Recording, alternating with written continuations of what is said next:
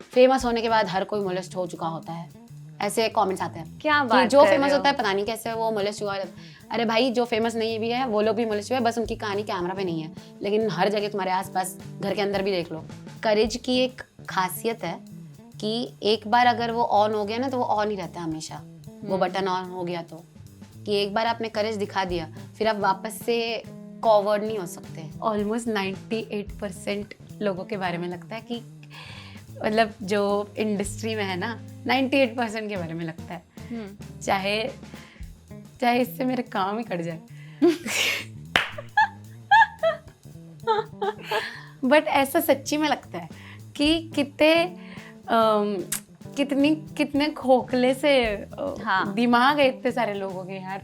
हाँ। मतलब कुछ ही नहीं चलता उनके दिमाग में, परसेप्शन छोड़ के, खुद का परसेप्शन छोड़ के बस वही सोचते रहते सारा टाइम कि मेरी इमेज ऐसी होनी चाहिए और ऐसा लगना चाहिए लोगों को कि ऐसा चल रहा है मेरी जिंदगी में। मैं उनको जाके बोल रही हूँ बादशाह भैया को, जो कि फुल अल्टीमेट जज है पूरे शो के, उनको जाके बोल रही हूँ आपने ठीक जज किया। मैंने बोला आपने मेरे उम्मीद के हिसाब से जज किया। तो बोलते तेरे को क्या लग रहा है मैं तेरा उम्मीद मैच करने के लिए इधर जजमेंट करने बैठा हूँ कि एक कंटेस्टेंट है उसको अच्छा लगना चाहिए। मतलब आपको कुछ भी लगे, मैं आपसे बहुत खुश हूँ आज। मैं बस आपको बताने के लिए आपके पास आई हूँ कि ऐसे ही करो कि पीट अप।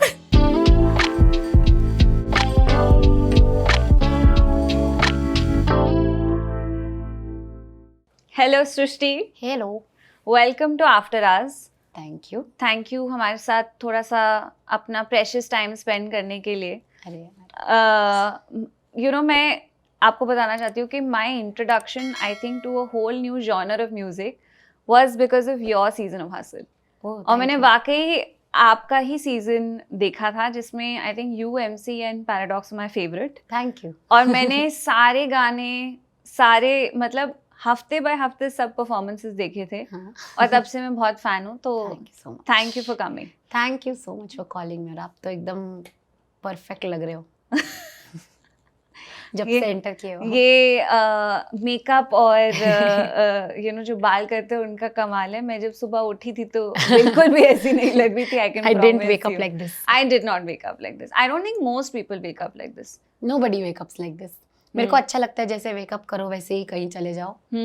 वो देखा है मैंने आपकी आई थिंक पूरी सॉर्ट ऑफ इंस्टाग्राम पर्सनालिटी आपकी, जब भी आप पब्लिक स्पेसेस में भी होते हो, इज वेरी ऑथेंटिक के जैसे हो वैसे। वरना बहुत अनकंफर्टेबल हो जाती हूँ मैं अगर कुछ एक्स्ट्रा हो जाता है ना, मेकअप, हेयर, कॉस्ट्यूम कुछ एक्स्ट्रा हो जाता है तो मैं झेल नहीं पाती ज़्यादा देर। फिर क्या करते हो? फिर परेशान करती हूँ आसपास के लोगों को। तो असल में कैसे किया? असल में बहुत रो धो के किया। मतलब जेन्युइनली पहली बार जब फर्स्ट ऑडिशन वाले एपिसोड में मेकअप किया था ना, वो फर्स्ट टाइम मेकअप था मेरे मुंह पे, और तभी मैं बहुत रोई थी मेकअप रूम में बैठ के। और रोई थी मतलब सिर्फ अकेले मैं ऐसा रोई नहीं थी, मेकअप चालू है मेरा, कर रहे हो लोग मेकअप आर्टिस्ट मेकअप कर रहे हैं और उसके बीच में मैं रो रो के उनको, ये नहीं क्यों मेरे मुंह पे, नहीं ये अच्छा नहीं लगेगा, मेरे को पता नहीं अच्छा लगेगा, मेरे को आप खराब कर रहे हो। ऐसा पूरा टाइम रो रही थी। और जाने तक मैं रो ही रही थी और सब लोग आके जैसे बच्चों को मनाते हैं ना, अरे बाबा कुछ नहीं होगा बाबा, अच्छा हो जाएगा, सब लोग आके मना रहे थे कि नहीं अच्छी लग रही है ये वो। मैं कहा खा कर अच्छी लग रही हूँ, मैं ऐसी कभी नहीं लगी, मेरे को ऐसा नहीं लगना, मेरे को अपने जैसे रहने दो ये वो। बहुत रोना धोना किया और फिर ज़बरदस्ती में, मतलब मजबूरी में झेलना पड़ा हर बार। पर जब आप शोज पे जाते हो तो फिर क्या करते हो? कोशिश करती हूँ कि कोई ना हो मेरे आसपास ताकि मुझे कोई कुछ नहीं बोले। हाँ, अपनी मर्जी की तरह। और स्टेज पे फिर आप बिना मेकअप के जैसे? हाँ, मुझे बहुत अच्छा लगता है स्टेज पे, क्या मेरे को कहीं पे भी बिना मेकअप और बिना किसी ताम झाम के घूमना मेरे को अच्छा लगता है।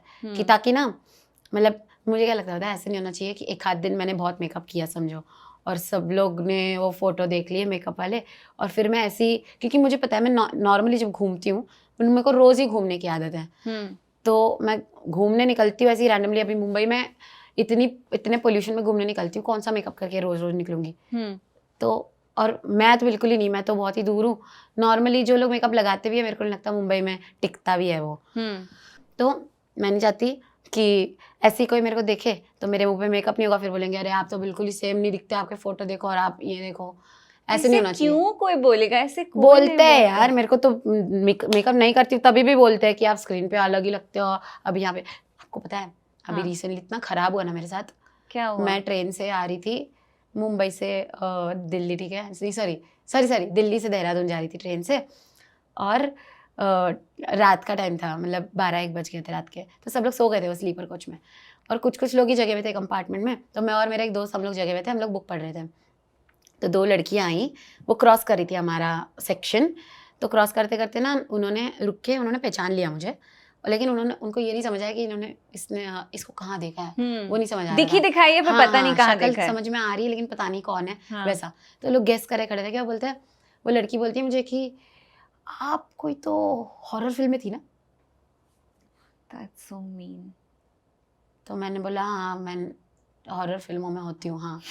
तो तो बोलती उसने है, नहीं "मैंने पूछा आपको कौन सी देखा है।" वाली फिल्म में देखा है? हाँ, बहुत कुछ पूछने लग गई मेरे को, हाँ। सवाल जवाब। हाँ। और मैं ना अवॉइड कर रही थी, और मेरे जो दोस्त थे मेरे साथ, वो लोग कोशिश कर रहे कि वो कर्ब हो जाए सिचुएशन, कि वो लड़कियों को बोले कि you are invading her privacy, ऐसा वैसा ये सब बोल रहे। और मेरे से वो नहीं बोला जाता। मेरे तो बहुत ही मतलब बोझ हो जाता है मेरे लिए ये कोई बात ऐसी बोलना, कि मैं तो रिस्पॉन्ड कर दूंगी कि कोई मेरे से बात करेगा तो मैं बातें करे जा रही हूँ, मेरे दोस्त कोशिश करे जा रहे कि बात ना हो और ये लड़कियां निकल जाए। तो एक मेरी दोस्त थी, वो एकदम उसने लड़कियों को डांट दिया प्रॉपर कि listen, this is not okay what you are doing, you are invading a privacy, you need to go, you need to understand this behaviour is not okay. तो वो लड़कियां सॉरी करके चली गई। पर वो कितनी देर बात करी? वो ना मतलब वो नहीं होती, जो कुछ लोग ऐसे होते हैं जो जानबूझ के डम बनते हैं क्योंकि क्यूट लगता है। वो थी वो, और मेरे तो बहुत दिमाग में जाता है। तो वो ना मतलब ऐसी कोई बात बोल देगी कि आपको मैंने कहीं देखा हॉरर फिल्म में, और वो 2 लड़कियां थी, तो आपस में गेस करिए कि नहीं हॉरर फिल्म में नहीं, वो करती थी ना, वो गाना था ना ऐसा वैसा, और फिर हाँ मैंने आपको वहीं पे देखा। ये सब चल रहा था 5 मिनट तक, और आसपास के लोग क्या बोल रहे हैं उससे कोई फर्क नहीं पड़ रहा। सब लोग सोए हुए हैं, ये लोग खे कर रहे हैं जोर से। तो हम लोग इरिटेट हो रहे थे कि क्यों ये लड़कियां हमारे पाले पर, मतलब हमारे हिस्से में क्यों आई हैं ये। जैसे वो ये जवानी दीवानी में वो नहीं थी, हाँ, रणबीर कपूर जिसके बीच भागा था, वैसे टाइप की, वातावरण टाइप। हाँ got it I get the gist. वो टाइप की थी। तो उन्हें ये किया, आप हॉरर फिल्म में थी, आप यहाँ थी या वहाँ थी। फिर उनको भगा दिया मेरे दोस्तों ने। फिर हमको लगा अभी एक बार इतनी बुरी तरह से उनको बोला है कि निकलो यहाँ से, यूर इन्वेडिंग और प्राइवेसी ऐसा, तब तो वापस नहीं आएगा कोई। बगल की कंपार्टमेंट में जाके बैठी और वेट कर रही है कि कब मेरे से आई कांटेक्ट हो और बोले कुछ ना कुछ बोले, मतलब। और ऐसा नहीं कि अब जब कोई सच में मुझे पहचानता है, किसी को मेरा काम पता है, पसंद है, तो वो बहुत अलग बात है, मतलब बहुत ही अलग सिनेरियो होता है कि मेरे को बहुत अच्छा लगता है उनसे बात करने, क्योंकि उनको कुछ तो समझ आया है। करेक्ट। मतलब उन्होंने कुछ तो सुना है, समझ आया। इनको बिल्कुल आइडिया नहीं, इनको बस शक्ल का पता है कि ये शक्ल हमने कहीं तो देखी है, ये फेमस है। हाँ, तो फेमस बाकी कुछ नहीं पता। मतलब अगर मैं पूछूं कि आपको, ठीक है मैं बताऊं मेरे बारे में, मेरे 5 गाने बता दो। 5 गाने क्या, मेरे गानों के बारे में कुछ भी बता दो मेरे बारे में, उनको कुछ नहीं पता होगा। और तो मेरे लिए ना वो वैसा इंटरेक्शन मेरे को मैटर ही नहीं करता। मतलब मैं वैल्यू नहीं कर सकती ऐसे इंटरेक्शन की, कि it's not adding anything to my, not adding any value to me. तो वो अगले कंपार्टमेंट, मतलब अगले सेक्शन जो भी होता है उसको कहते हैं, वहाँ जाके बैठ गई और वेट कर रही थी कि ये पक्का कोई तो फेमस है, तो फोटो तो लेनी पड़ेगी साथ में, चाहे पता हो या ना हो। वही मुझे वो नहीं समझ आता। जब आपको पता हो, आप किसी का काम आपको पसंद है, तब अलग बात है। जब आपको बिल्कुल कोई आइडिया ही नहीं है, तो आप किसी के लिए क्यों इतना पागल हो रहे हो? मैं तो वो मैटर ही नहीं करना चाहिए वो इंसान, जब आपको उसका काम ही नहीं पता। तो फिर भी बैठी हुई है, तो मुझे वॉशरूम जाना था और मैं वॉशरूम के लिए निकली। अब ट्रेन में वो जो होता है ना कॉमन, वहाँ पे गई थी मैं, वो लोग पीछे पीछे आ गई वॉशरूम, और वॉशरूम के बाहर खड़ी है मेरे। That's so idiotic, ये कौन करता है? मेरा दिमाग खराब हो गया था उन लड़कियों से, तो मैंने फोटो दे दी और फिर भी आपने खिंचवा ली। That's very nice of you। तो करूँ मैं तो भगा देती, क्या बकवास है। मैं नहीं भगा सकती, वो तो मेरे दोस्त थे करके वो भाग गई, मैं नहीं भगा सकती। ऐसा बस क्यों? मेरे को तो, मैं वो सेंटेंस ही नहीं बोल सकती। Is it because you're non-confrontational कि is it because you just find it very hard to be मतलब rude? मुझे ऐसा लगता है कि ठीक है फोटो ही तो मांग रहे, दे देती हूँ, क्या हो गया। फोटो दे दूंगी, फिर तो चले ही जाना है उन्होंने, तो मैं फोटो दे देती हूँ। लेकिन मेरे को ना तो अगर उनको याद नहीं आया, फॉर एग्जाम्पल, कि उन्होंने आपको कहाँ देखा है, तो अगर उनको टैग भी करना है तो क्या करेंगे? उनने ढूंढ लिया मुझे, अच्छा, उनको याद आ गया कि कोई गाना वाना सुना था तो हाँ। उन्होंने ढूंढ लिया, और मैंने स्टोरी पे ना तब भी जस्ट वो ट्रेन की फोटो डाली थी, हम बुक पढ़ रहे थे तो दोनों के बुक की फोटो डाली थी, तो बोलती हाँ यही तो बुक है, यही तो वो लड़का है, यही है, आप ही हो वो, हमने पहचान लिया है। और बहुत जोर जोर से आवाज़ें कर रहे थे ना, हम लोग इरिटेट हो गए। परेशान हो गए थे। तो ऐसा लगा कम से कम अगर तेरे को कुछ पता होता ना मेरे बारे में तो वो झेलने के लिए रेडी होती कि आज बैठ जा, अपन आराम से बात करते। ना कुछ पता, मतलब कुछ ही नहीं, ऐसी रैंडमली बस शक्ल पहचान के आ गई। मैं तो इरिटेट हो गई थी बहुत। मैं पूछना चाह रही थी आपसे कि I think the post hustle phase for most of you, I think really change things overnight तो नहीं बोल सकते, बट क्योंकि बहुत सालों की मेहनत लगती है उस पॉइंट तक पहुंचने के लिए जहाँ सक्सेस ओवरनाइट लगने लगे, right? But I think with in a span of let's say 2-3 months there was everything changed, but उस पॉपुलैरिटी की प्राइस क्या है? एक तो यही थोड़ा सा this does not matter to me so much also, इतना भी फर्क नहीं पड़ता ये जो, क्योंकि मेरा इतना प्रीवियसली इन्वेट नहीं होता, मैं कोई शाहरुख खान नहीं हूँ, तो मैं तो ठीक ही चल रहा है, मेरे घर के बाहर कोई भी नहीं है। तो वो तो ठीक है, वो हल्का सा डिफरेंस है, ऐसा कोई मेजर डिफरेंस नहीं है। ये मेरे ज़िंदगी में तो यही डिफरेंस आया है, मेकअप वेकअप, इसी से परेशान रहती हूँ मैं। थोड़ा मतलब ऐसे लोगों से बात करने का सलीका भी चेंज करना पड़ता है, मुझे नहीं लगता आप तो करते हो। बिल्कुल नहीं करा। हाँ, उस चक्कर में बहुत सारे लोग चले गए, और अच्छा वो चले गए, चले ही जाना चाहिए। ऐसे कौन से लोग हैं जो चले नहीं जाते मतलब हैं? अगर कोई किसी को नहीं चाहिए मेरा ऑथेंटिक सेल्फ, हाँ, तो मेरे को वो नहीं चाहिए। बट दैट इज ट्रू, वो तो किसी भी, चाहे रिलेशनशिप में हो, फ्रेंडशिप में हो, तो या काम में भी हो। मेरे लिए काम में भी वही है कि चाहे बड़ा काम हो, छोटा काम हो, या चाहे कितना ही बड़ा इंसान हो, कितना ही पैसा आने वाला हो, अगर मुझे मज़ा नहीं आ रहा होगा ना, तो मतलब ये बोलने में तो बहुत बढ़िया लगती है बातें, लेकिन मैंने देखा है कि ज़्यादा लोग ऐसा इस तरह से जीते नहीं हैं। तो मैंने खुद में डिसाइड कर रखा है कि मेरे को तो जीना भी है इसी तरह से, मतलब जो लोग सिर्फ बोलते हैं मेरे को करना है। तो मैं कि रोज़ मज़ा आना चाहिए। हाँ, मेरे को रोज़ मज़ा आना चाहिए। और मेरे को ना ऐसा होता ना कि अब जैसे मेरा कोई एक गाना फेमस हो गया, तो अब उसके आसपास उसी तरह का काम करो ताकि वो भी फेमस हो, फिर वो भी वायरल हो। तो वो तो मेरा बिल्कुल भी मेरे को कोई इंटरेस्ट ही नहीं आता उसमें, मुझे, जबकि मुझे पता है कि इससे पैसा बहुत आएगा और नाम बहुत होगा, ये सब होगा। आई थिंक बिकॉज जो आपने गाने हसल के बाद निकाले वो हसल वाले गानों से काफी अलग थे। हाँ, क्योंकि मैं मूव ऑन कर गई तो कर गई। हाँ। अब मैं वापस वहाँ नहीं जा सकती। और ऐसे कहते हैं ना लोग कि ऑडियंस को जो चाहिए वो तुम दो, वैसा कहते हैं। बहुत सारे लोग कह रहे थे मुझसे कि ऑडियंस को तुमसे वो चाहिए जो तुमने हसल में किया था, वो तुम क्यों नहीं कर रही? क्योंकि मैं जो हसल में कर रही थी वो किसी को चाहिए नहीं था, वो तो मुझे ही चाहिए था। वो तो कैटेगरी क्रिएशन था आई थिंक। हाँ, और किसी को नहीं पता था कि मैं क्या करने वाली हूँ। मैंने तो जो मर्जी कर दिया, तुमको अच्छा लगा। और मैंने इसलिए नहीं किया कि तुमको अच्छा लगेगा, मुझे पता है, मुझे नहीं पता था तुमको अच्छा लगने वाला है, मैंने तो कर दिया मेरे को जो करना था। वो तो बाय चांस तुमको अच्छा लग गया, तो अभी भी मैं वही करूंगी जो मेरे को करना है। वो चांस पे है कि तुमको अच्छा लगेगा, कभी कभी नहीं लगेगा। मेरे को उससे कोई प्रॉब्लम नहीं है, मेरे को पहले भी नहीं थी। अगर पहले भी अगर अच्छा नहीं लगा था, मैं तो फिर भी वही कर रही होती जो मुझे करना है। तो क्या फ़र्क पड़ता है कि, और प्लस ऑडियंस को क्या चाहिए वो सोच के मैं करूँगी, तो मेरे को क्या चाहिए वो कौन करेगा? बात तो सही है। मेरे को जो चाहिए वो करने वाले लोग भी नहीं आसपास, ऑडियंस को चाहिए करने वाले लोग हैं तो वो लोग कर लेंगे। मेरे को तो मेरा वाला ही करना पड़ेगा। आई रिमेम्बर, आई थिंक मैंने चिल काइंड ऑफ गाय जब सुना था, तो आई थिंक मेरी मॉम ने कभी रैप, इंडियन रैप तो सुना भी नहीं होगा, या उनको वो अगेन वो जॉनर म्यूजिक में कोई एक्सपोजर नहीं था। तब मैंने उनको, नहीं, उन्होंने आई थिंक रिहाई सुना था पैराडॉक्स का, और वो भी बहुत अच्छा लगता है क्योंकि ज़ीशान जो है उसने मेंशन किया था पॉडकास्ट पे कि वो बहुत बहुत खूबसूरत गाना है, तो उन्होंने जाके वो पॉडकास्ट सुन के वो गाना सुना। तो actually she was exposed to Hustle before I was. या एंड देन उसके बाद मैंने उनको गाना सुनाया था आपका, कि I said mama you're going to love this perspective, ये बहुत इंटरेस्टिंग पर्सपेक्टिव है। And then she loved it. तो जब मैंने उनको बताया कि मैं आज आपसे बात करने वाली हूँ, तो बहुत एक्साइट हो गई। Thank you. तो आपका थोड़ा fan club is multi generational. मेरा पहला शो हुआ था ना, हाँ, वो एक क्लब में था चंडीगढ़ में, ठीक है। और अब क्लब में तो अब मतलब अब क्लब इमेजिन भी अगर करो, सिर्फ इमेजिन करो एक क्लब, तो अपने आप आपको एक एज के लोग इमेजिन हो जाते हैं उस क्लब में, ठीक है, एकदम यंग अर्बन टाइप। या तो मेरा जो शो था उसके लिए ना 80 साल के लोग भी आए थे और 8-8 साल के बच्चे भी आए थे क्लब में, क्या बात कर रहे हो? और सब लोग सारे गाने वर्ड टू वर्ड गा रहे थे उस वक्त। मतलब सबसे इतना, ज्यादा सबको कौन सा गाना पता था? मैं नहीं तो कौन, हाँ वो तो ऑफ वही कोर्स। सबको, मैं नहीं तो कौन, चिल काइंड गाए, छोटा डॉन, ये 3 गाने सबको बाय हार्ट थे, मतलब स्टार्ट टू एंड एक एक वर्ड। बहुत सारे लोगों को एक था कव्वा याद था, बाकी तो कम याद होते हैं। और मैं नहीं तो कौन, I think is every person spirit song. जब उनको लगता है कि उनके आसपास के लोग उनको शायद सही से पहचान नहीं रहे या उनका ड्यू नहीं दे रहे, हाँ, तो यू नो आई थिंक सब रिलेट करते हैं। मैंने भी किसी स्पेस में तो पक्का से रिलेट करा ही था उससे। मैंने भी उसी टाइम पे लिखा था जब मुझे यही सेम फेस चल रहा था मेरी लाइफ का, कि मुझे लग रहा था आसपास के लोग समझ नहीं रहे, स्पेशली मतलब क्योंकि मैं हसल में थी तभी लिखा ये गाना।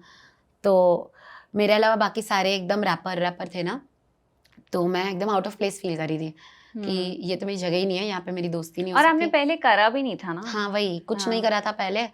और जैसी सबसे जो उम्मीदें थी ना, मेरे को चाहिए था काश मेरे से वो उम्मीद किसी को ना हो, क्योंकि मैं वैसा कुछ डिलीवर नहीं करने वाली। मतलब ये जो रैपर से उम्मीदें रखी जा रही है इधर, मैं वैसा कुछ भी नहीं करने वाली हूँ, मैं सब कुछ तो अलग ही करने जा रही हूँ, तो मेरे से वो उम्मीद होनी भी नहीं चाहिए। तो जब मैं नहीं तो कौन लिखा था तब वही फेस चल रहा था कि आसपास सब रैपर्स थे और नहीं समझ आ रहा था कि मैं यहाँ पे क्या कर रही हूँ, और किसी को ये भी नहीं समझ आ रहा था कि मैं बिलोंग करती भी हूँ वहाँ पे। आप वैसे डेटिंग ऐप से पहुंचे थे तो मतलब I think in general story है, थोड़े से लोग तो शॉक्ड होंगे कि ऐसे कौन कैसे पहुंच जाता है कोई। अभी मेरे क्या बोलूँ, मेरे कर्म ही ऐसे है, रैंडमनेस ऑफ फेट। हाँ, वहां पहुंचना था तो कैसे भी पहुंच गए। हाँ। अरे मैंने आपको बताया ना कि अभी मैं जो ट्रैक पे गई थी, तो क्योंकि मैं पहली बार ट्रैक पे जा रही हूँ, तो मैंने मुझे कोई आइडिया नहीं था, मेरे को प्रिपरेशन का भी आइडिया नहीं था फिटनेस के अलावा। ठीक है, फिटनेस के लिए बस पता था कि भागना है, उसके अलावा कुछ नहीं पता था कि ट्रैक के लिए क्या करता है इंसान, मतलब क्या लेके जाना है वो भी नहीं पता था, और कैसा दिखेगा कुछ नहीं पता। बस मेरे को एक दोस्त ने बोला मैं ट्रैक पे जा रहा हूँ, तू आ रही है? मैंने बोला हाँ ठीक है आ रही हूँ, और मैं जा रही हूँ ट्रैक पे। बाकी कुछ भी आइडिया नहीं ट्रैक के बारे में, और ना सीखा मैंने, टाइम ही नहीं मिला मेरे को बीच में, ना मेरे को खुद से इंटरेस्ट आया कि मेरे को पहले से हर चीज़ के लिए प्रिपेयर रहना है, जो होगा होगा जाके पता चलेगा। तो वहाँ जाके पूरा पर्वत चढ़ने के बाद literally this is literally, I am not even exaggerating, मैं समिट पे खड़ी हूँ, एकदम पीक पे खड़ी हूँ, और सबसे पहले पहुंची हूँ मैं पीक पे। ठीक है, वो भी मेरे को समझ नहीं आया कैसे, मेरे से बहुत फिट लोग थे सारे, पता नहीं कैसे मैं पहले पहुंच गई। स्पिरिट और पूरा टाइम, और मुझे एक चेस्ट इन्फेक्शन था, अभी भी है जो, जिसकी वजह से गला खराब है मेरा, पूरा हफ्ता चेस्ट इन्फेक्शन था। तो चढ़ते हुए पूरा पर्वत चढ़ते हुए मैं खांसी हूँ, कंटिन्यू खांस रही हूँ, उल्टियाँ कर रही हूँ, ये चल रहा है वो सब। और उसके बावजूद पहले पहुँच गई मैं ऊपर, समझ नहीं आया मेरे कैसे, मेरे को तो एकदम सरियल हो गया, क्या मतलब जेन्युइनली नहीं समझ आया कि इतने सारे फिट लोग छोड़ के मैं पहले कैसे पहुँच गई। तो पहुँच गई, और वहाँ पे जाके ना मैं आराम से बैठी, और मेरे को एकदम अंडरवेलमिंग लगा कि पीक पे तो कोई मज़ा ही नहीं आ रहा। मतलब पीक पे जो लगता है, मैंने इमेजिन किया था कि पीक माउंटेन का कैसा होता होगा, वैसे तो कुछ भी नहीं लग रहा है यहाँ पे तो सब नॉर्मली लग रहा है एकदम। तो मैं बैठी हुई और कुछ नहीं, फील ही नहीं हो रहा कुछ कि पीक पे आई हो, ऐसा कुछ लग ही नहीं रहा। पूरा रास्ता इतना मजा आ रहा था कि पीक आने वाला, पीक आया तो कुछ नहीं लगा। This is life. हाँ है ना, लाइफ कि आप एक हर लेवल पे अपना गोल पोस्ट डिफरेंट सेट करते हो, फिर वहां पहुंच के लगता है अरे यार हाँ कुछ नहीं है। हाँ, तो कुछ नहीं है।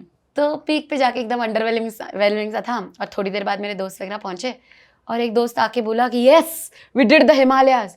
तब मेरे शौक लगा कि कौन सा हिमालय, क्या बात कर रहे हैं भाई, हम लोग हिमालय पे खड़े हैं। तो तू पूरा पर्वत चढ़ गई, तेरे को ये नहीं पता तो हिमालय चढ़ रही है? मैं बिल्कुल आइडिया नहीं था यार, मैं तो कोई भी पर्वत समझ के आई थी कि कोई रैंडम पर्वत चढ़ने आई हूँ, और मैंने जेन्युइनली पता ही नहीं किया, सर्च भी नहीं किया मैंने नाम, जहाँ मैं जा रही थी कुछ नहीं मैंने किया, बिल्कुल ही नहीं, ब्लाइंड फेथ के साथ अब बस चल हाँ, दोस्त जा रहा है मतलब सही जा रहा होगा तो मैं चली गई, और हिमालय चढ़ के आ गई गलती से। वाओ मजा आ गया, मजा ही आ गया। बात कहाँ से आई लेकिन? कोई बात नहीं, क्या फर्क पड़ता है, हम ढूंढ लेंगे कोई फ्लो। अच्छा मुझे एक बात बताओ, आपने बहुत लाइक ओपनली वल्नरेबिलिटी शो करी जब आपने बचपन वाला गाना गाया हासिल पे, है ना? फिर बाकी you spoken about you know your experience with your dentist and being molested as a teenager. एक तो पहले बताओ, has it been difficult to be publicly vulnerable? मतलब अपनी इतनी लाइक ऑब्वियसली ट्रॉमेटिक स्टोरीज को शेयर करना कैथारसिस है, या फिर मुश्किल था? मेरे लिए तो कथारसिस है। मुझे कुछ भी शेयर करने में ज़्यादा तकलीफ नहीं होती है।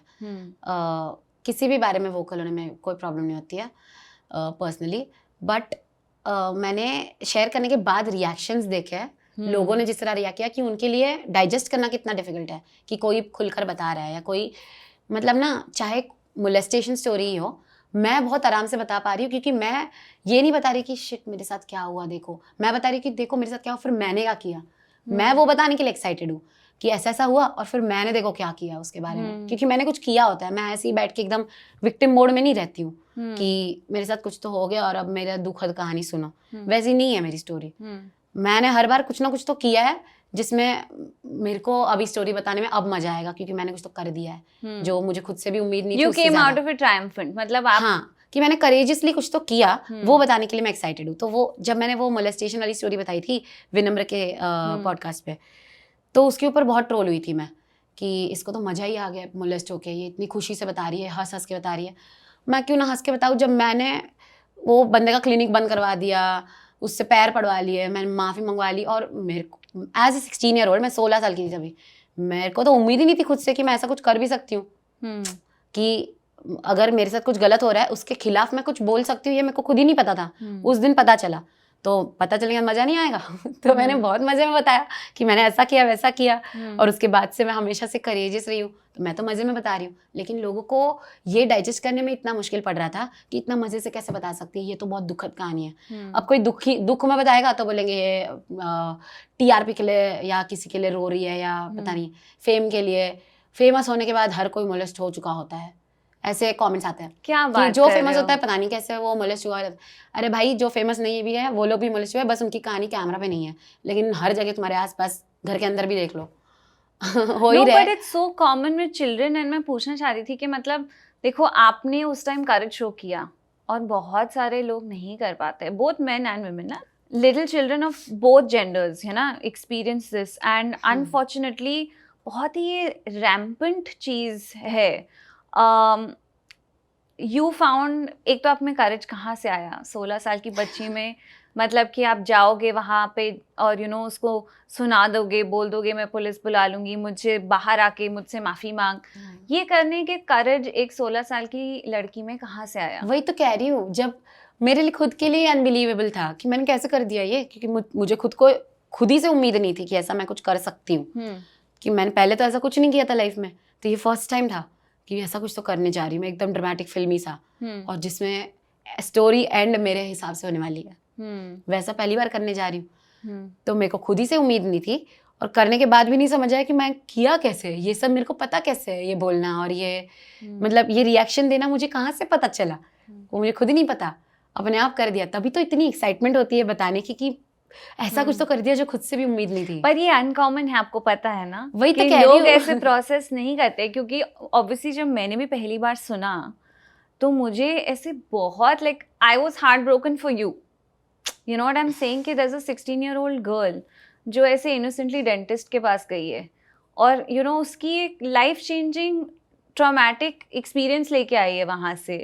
एंड ऑफ कोर्स आपने अपना जो उस स्टोरी का एंड था वो वैसे लिखा जैसे आप चाहते थे, राइट? आप उससे विक्टिम से हीरो फटाफट घंटों में ही बन गए, है ना? बट इतने सारे लोग होते हैं जिनके लिए वो पॉसिबल ही नहीं होता। तो आप क्या एडवाइस दोगे ऐसे टीनेजर्स को जो शायद या तो एक्सपीरियंस कर चुके हैं और नहीं बता पाए किसी को, या नहीं वो करेज शो कर पाए जैसे आपने किया था?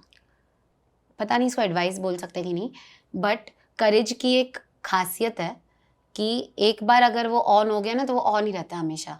वो बटन ऑन हो गया तो कि एक बार आपने करेज दिखा दिया फिर आप वापस से कॉवर्ड नहीं हो सकते। सही बात है।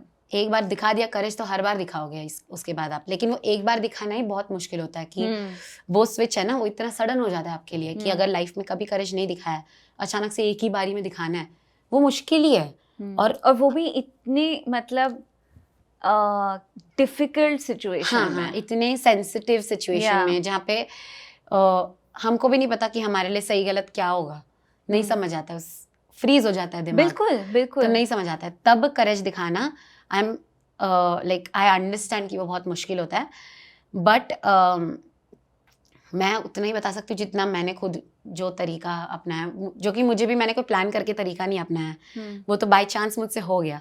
तो मैं वही बता सकती हूँ जो हुआ बाय चांस, कि मैंने ये सोचा था कि जैसा चलते जा रहा है, हर दिन जैसी ज़िंदगी जा रही है ना, अगर वैसी जाती रहे, मुझे पता है मेरे को कोई मज़ा नहीं आना, मैं खुश नहीं रहने वाली, और nothing will be according to me, और एक ही लाइफ है। और ये सब मैं बहुत 16 साल की उम्र में पता नहीं क्यों, लेकिन ये तो बहुत सोच रही थी कि एक ही लाइफ है और ये इकलौती लाइफ है, इसके अलावा कोई चांस नहीं मिलेगा। तो अभी मैं हूँ 16 साल की, वापस मैं कभी नहीं होने वाली 16 साल की। तो 16 साल में अगर मान लो, अब जैसे फॉर एग्जांपल इस वक्त मैं 25 साल की हूँ, तो ना जब मैं 40-45 साल की हो जाऊँगी, तब मेरे को कहानियाँ बतानी होंगी कि एक टाइम पे जब मैं 25 साल की थी तब मैं ऐसा किया था, मैंने वैसा किया था। तो ये कहानी बताने के लिए इस वक्त मुझे कुछ करना पड़ेगा, तब जाके 15 साल बाद मैं कहानी बता पाऊंगी। अभी अगर मैंने कुछ नहीं किया और जैसा चल रहा है वैसा, go with the flow type, dead मछली जैसे, डेड मछली गो विद द फ्लो ही करती है, करेक्ट, कोई ऑप्शन नहीं होता, अगेंस्ट फ्लो नहीं जा सकती। तो वैसे अगर चलती रहेगी, जो होएगा होएगा मेरे साथ अपने आप, तब तो कोई कहानी नहीं है बताने के लिए, तो आगे जाके कुछ नहीं है मेरे पास फिर बताने के लिए। तो मुझे अभी कुछ करना पड़ेगा जो मैं आगे जाके बताऊँ। जैसे जब मैं 16 साल की थी तो डिसाइड किया था कि आज कुछ तो कर दूंगी, जो फिर 25 साल की होंगी ना, तो एक दिन इंटरव्यू में बता रही होंगी। तो ये सब सोचती थी तब कि ऐसे ऐसी चीज़ें करनी है जो आगे जाके बता सकूँ। तो डेलिबरेटली वो चीज़ें कर देती थी मैं, जब सिचुएशन का डिमांड होता था ना। अब जैसे ये डेंटिस्ट वाली सिचुएशन, इस सिचुएशन की डिमांड थी कि यहाँ पे मैं कुछ करूँ, ये मैं ऐसे ही जाने ना दूँ, यहाँ पे गो विद द फ्लो नहीं चलेगा, यहाँ पे कुछ करना पड़ेगा। तो जो भी मौके थे ऐसे जहाँ पे कुछ करना पड़े, वहाँ पे हर जगह मैं ये याद रख के कर देती थी कि अगर आज कर दिया ना, तो एक तो आगे जाके बोलने का मौका मिलेगा, प्लस ये करने का मौका शायद दोबारा नहीं मिलेगा। ये इकलौता मौका है मेरी लाइफ में। मतलब बहुत अच्छी बात है कि मेरे को लग रहा है कि इकलौता मौका है मेरी लाइफ में कि ये जो मैं मोलेस्ट हुई वापस नहीं होने वाला है, ये तो बहुत अच्छी बात है। बट उसके ऊपर रिएक्ट करके to get victory, like feel that victory, ये इकलौता मौका है मेरे पास, ये मेरे पास वापस नहीं आएगा शायद। ऐसी सिचुएशन वापस नहीं क्रिएट होगी। और अगर यहाँ पे मैंने नहीं किया तो ये स्टोरी हमेशा मेरी विक्टिम स्टोरी बन जाएगी कि मैं विक्टिम थी एक चीज़ में, और वो स्टोरी वैसी की वैसी रह जाएगी जब तक मैं मर ना जाऊँ। तो वो अवॉइड करने के लिए अब भी एक ही चीज़ करनी पड़ेगी कुछ तो, जिसके लिए करेज चाहिए। तो फिलहाल नहीं है करेज, तो थोड़ी देर के लिए भूल जा कि करेज नहीं है। मतलब ये कहती हूँ जनरली मैं खुद को कि अगर नहीं है तेरे पास करेज, तो ये बात ही भूल जा कि तेरे पास करेज नहीं है। भूल जा कि तेरी पर्सनालिटी में क्या क्या वो फ्लॉज है जिसकी वजह से तू रिएक्ट नहीं कर सकती जैसा करना चाहिए, वो भूल ही जा। और विजुअलाइज कर कि आइडियली क्या होना चाहिए, मतलब आइडियली इस सिचुएशन में क्या रिएक्शन होनी चाहिए, और एक्टिंग शुरू कर दे, fake it till you make it. तो मैं एक्ट करने लग गई। ये बहुत लोग बोलते हैं by the way, the fake it till you make it really works, especially in situations like these. Not everywhere does it work, but ऐसी चीज़ों में कि जो अच्छी क्वालिटीज़ आपके पास नहीं है, वो आप इनकलकेट कैसे करोगे अगर आप प्रैक्टिस नहीं करोगे। और प्रैक्टिस करते वक्त तो आपको अंदर से पता होता है कि ये मेरी इनहेरेंट क्वालिटी नहीं है, करेज मेरी इनहेरेंट क्वालिटी नहीं है, अंदर से नहीं है मेरे में करेज। ये तो मैं फेक कर रही हूँ करेज, और इतना फेक कर दूँ कि एक दिन करेज आ जाएगा अपने आप। तो उस दिन फेक किया था कि था? उस दिन तो फेक ही किया था, उस दिन तो मैं काँप रही थी प्रॉपर। तो मैं बात करते वक्त भी काँप रही थी, जब चुप थी तभी भी काँप रही थी। तो फेक ही कर रही थी उस वक्त करेज, लेकिन कर गया काम। और मतलब 2-3 बार ही फेक किया होगा, उसके बाद तो आ गया अपने आप करेज। तो fake it till you make it ही शायद इज द क्या कहते हैं कि आप खुद को भुला ही दो कि आपकी पर्सनालिटी में क्या है फ्लॉज, और वैसे एक्ट करने लग जाओ जैसे होना चाहिए आपके हिसाब से। आइडियल जो है एक्टिंग करने लग जाओ, और अपने आप वो बन जाओगे 2-3 बार एक्ट करने के बाद।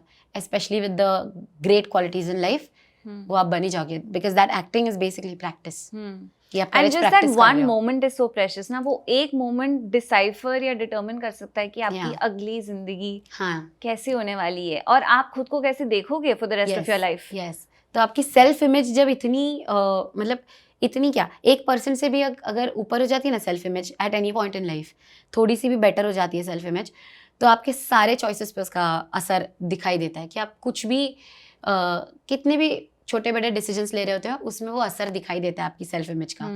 जैसे कि फॉर एग्जाम्पल विद पीपल, लोगों की डेटिंग लाइफ में ये बहुत दिखाई देता है।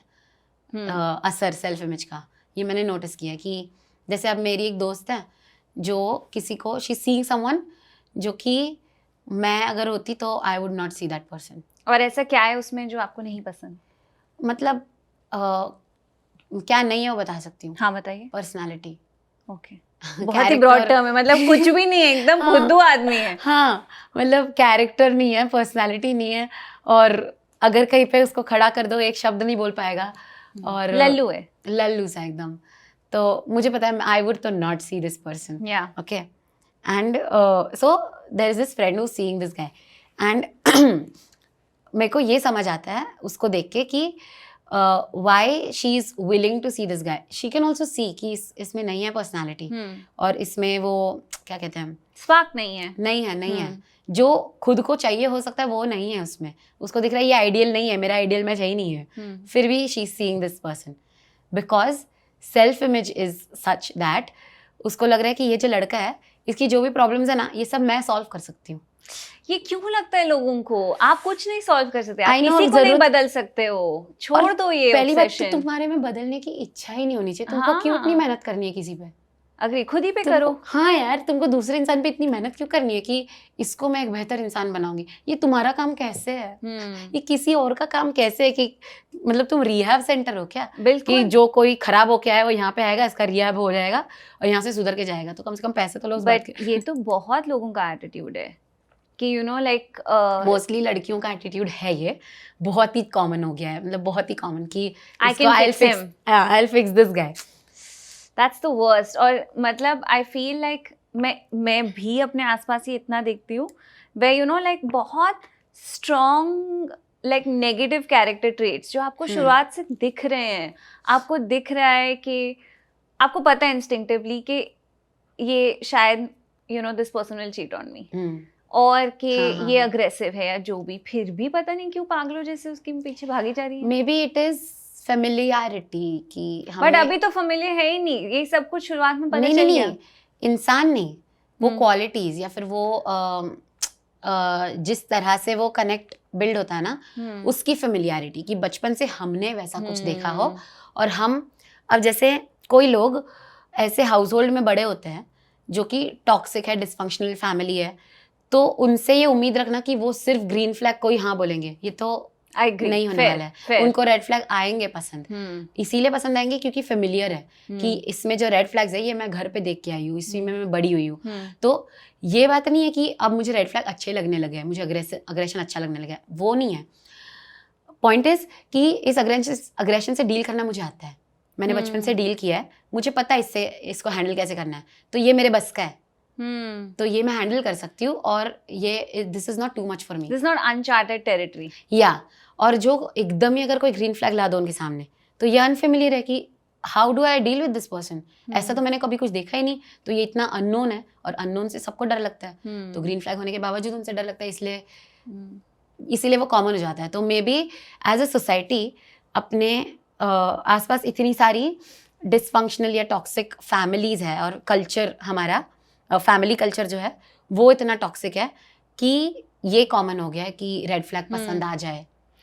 You know there was a study जिसमें उन्होंने बोला था कि देव सीन कि जिन लोगों के जैसे पेरेंट्स अल्कोहलिक होते हैं, they are either far more likely to fall for alcoholics और बिकम, क्योंकि उनको बचपन से वो जो एक फ्रेग्रेंस होती है ना अल्कोहल की, वो याद रह जाती है। So for example like a daughter जिसके लेट्स से डैड अल्कोहलिक हैं, तो जब वो you know उनको आके हक करती है, या you know even in the good moments or whatever when she's close to her dad, so that उसको वो अल्कोहल की स्मेल की आदत पड़ जाती है।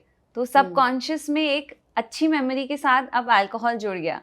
तो काफ़ी हद तक उनने ये पैटर्न देखा है, वही जैसे आप बोल रहे थे बचपन में, कि जो आपने अपनी टॉक्सिक फैमिलीज में बिहेवियर देखा है या जो आपने अपने पेरेंट्स के साथ देखा है, आप उसी को फिर अट्रैक्ट करते हो क्योंकि वो familiar लगता है। और ये स्मेल के चक्कर में एडिक्शंस होते हैं, हाँ, पता है 100%। कि आपने पहली बार अभी किसी मतलब अपने दोस्तों के साथ पहली बार आप अगर दारू पी ली है, तो वो जो एक्सपीरियंस है और वो जो फीलिंग है दोस्तों के साथ बैठने का कि इनके साथ इतना मज़ा आया था उस बार, वो एसोसिएट हो जाता है दारू के साथ या सिगरेट के साथ या उस स्मेल के साथ या टेस्ट के साथ एसोसिएट हो जाता है। और तो फिर बाद में जब तुमको वही फीलिंग वापस चाहिए तो तुमको लगता है अब पीना इसके पड़ेगा बिना या होगा फूकना नहीं, पड़ेगा, हाँ। तभी वापस उतना मजा आ सकता है। उस चक्कर में एडिक्शन होते हैं। What are your red and green flags My for own? Dating? मतलब आपको क्या Or red the flag ones that I लगता है? see? हाँ, और क्या The ones green that I see in other flag? या ये तो काफी ब्रॉड है, मतलब 3-4 दे दो। ग्रीन फ्लैग्स बता सकती हूँ। हम्म, कंसिडरेशन, हम्म, कि अगर इंसान हर अपने आसपास के लोगों के बारे में कंसिडरेट है तो मेरे लिए वो ग्रीन फ्लैग है। कि जब हम बात कर रहे हैं और मान लो अभी जैसे हम ग्रुप में बैठे हैं, मेरे फ्रेंड सर्कल में बहुत सारे ग्रीन फ्लैग लोग हैं, तो अगर हम ग्रुप में बैठे हैं और मान लो मैं आपसे बात कर रही हूँ और कोई और भी आपसे ही बात कर रहा है, लेकिन आपका ध्यान मेरी तरफ है, तो आप मुझे या तो मुझे रोक के कि एक सेकेंड और उसकी बात सुन लो, या फिर उसको बोल दो कि एक सेकेंड ये बात हो जान दो, and then you also listen to this person. ये करो तो दैट्स कंसिडरेशन, कि आपको दोनों की बातों, मतलब आपका ध्यान है कि कोई और भी आपसे बात कर रहा है, तो ऐसा नहीं कि आप इग्नोर कर दो because maybe you don't like this person as much, whether or not you like the other person as much, तुम फिर भी कंसिडरेशन के साथ उनकी बात सुनना चाहते हो या उनको अटेंड कर रहे हो। वो मेरे लिए बहुत बड़ा ग्रीन फ्लैग है कि इस बात से फ़र्क नहीं पड़ना चाहिए कि आपको वो इंसान पसंद है कि नहीं, बात करने का तरीका सेम होना चाहिए। अग्रीड। वो मेरे लिए ग्रीन फ्लैग है।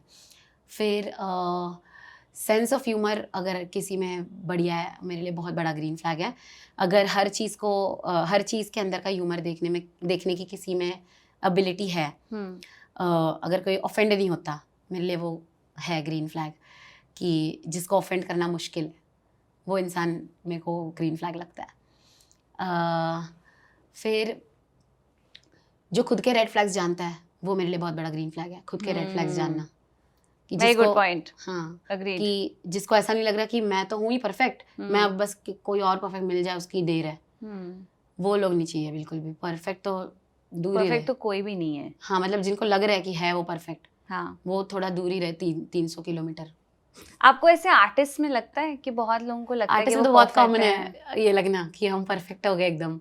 मतलब मैंने तो उल्टा बहुत मुश्किल से देखे ऐसे 3-4 ही पता है मेरे को कि जिनको लगता है कि वो नहीं है परफेक्ट और there is room for improvement. ऐसे 3-4 ही है, वरना तो सबको वही लग रहा है कि हमसे तो बढ़िया कोई नहीं। ये तो रैप सीन में तो और भी कॉमन है। रैपर सभी को तो वहम हो चुका है। नहीं तो कौन भी टाइम्स इन्फिनिटी की एनर्जी में घूमे। मैंने तो कौन किया था कि ये है रैप सीन में ये होती है बातें कि सबको लग रहा है कि मैं नहीं तो कौन ही है, लेकिन when you go into the depths you find out कि बहुत सारी ऐसी बातें हैं जो एक्चुअली बहुत कम ऐसी बातें हैं जो कि हर कोई कर रहा है, जो बिल्कुल भी जरूरत नहीं करने की, लेकिन हर कोई कर रहा है वो बातें। कि मेरे से बढ़िया कोई नहीं है और गेम के टॉप पे मैं हूँ और मेरे को तुम मार के दिखाओ, तुमसे बड़ा घर मेरा और फिर तुम्हारी बंदी मेरे पास, और पता नहीं है इन चीज़ों की क्या ही वैल्यू है, समझ नहीं आता। तो क्या बोल रही थी मैं, कहाँ की कहाँ आ गई, बहुत दूर आ गई। बस ठीक तो है। पर मैं आपको बताना चाहती थी, and I wanted to discuss this with you, कि मुझे ना आर्टिस्ट लोग बहुत पसंद है, और I think it's almost because अगर मुझ में टैलेंट होता तो शायद मैं भी सिंगर होती। अरे यार, आपको ऐसा क्यों लगता है? एक तो टैलेंट या पैशन जो है वो क्या होता है ना, कि हम कोई भी चीज़ हर दिन करते हैं। अब जैसे फॉर एग्जाम्पल, मतलब मैं अपना ही एग्जाम्पल दे सकती हूँ कि मैं राइटिंग हर दिन करती हूँ। तो जिस दिन मैंने राइटिंग शुरू किया था उस दिन तक मेरे पास नहीं था राइटिंग का टैलेंट। फिर राइटिंग शुरू किया तभी भी नहीं था राइटिंग का टैलेंट, ठीक है। फिर रोज़ करती गई और फिर किसी और ने बोल दिया कि तेरे में टैलेंट है। तो वो जो रोज़ किया है, आप कोई भी चीज़ रोज़ करोगे अपने आप वो स्किल आपका बन ही जाता है। It's basically practice.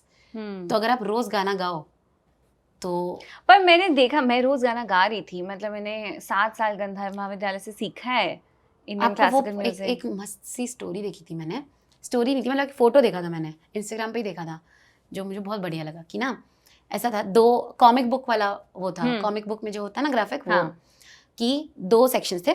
ऊपर के सेक्शन में एक बंदा है जो अंडरग्राउंड माइनिंग कर रहा है, ठीक है, माइनिंग कर रहा है, और ना इस एंड पे डायमंड्स है जो उसको वो ढूंढने के लिए निकला है, वो माइनिंग करते हुए।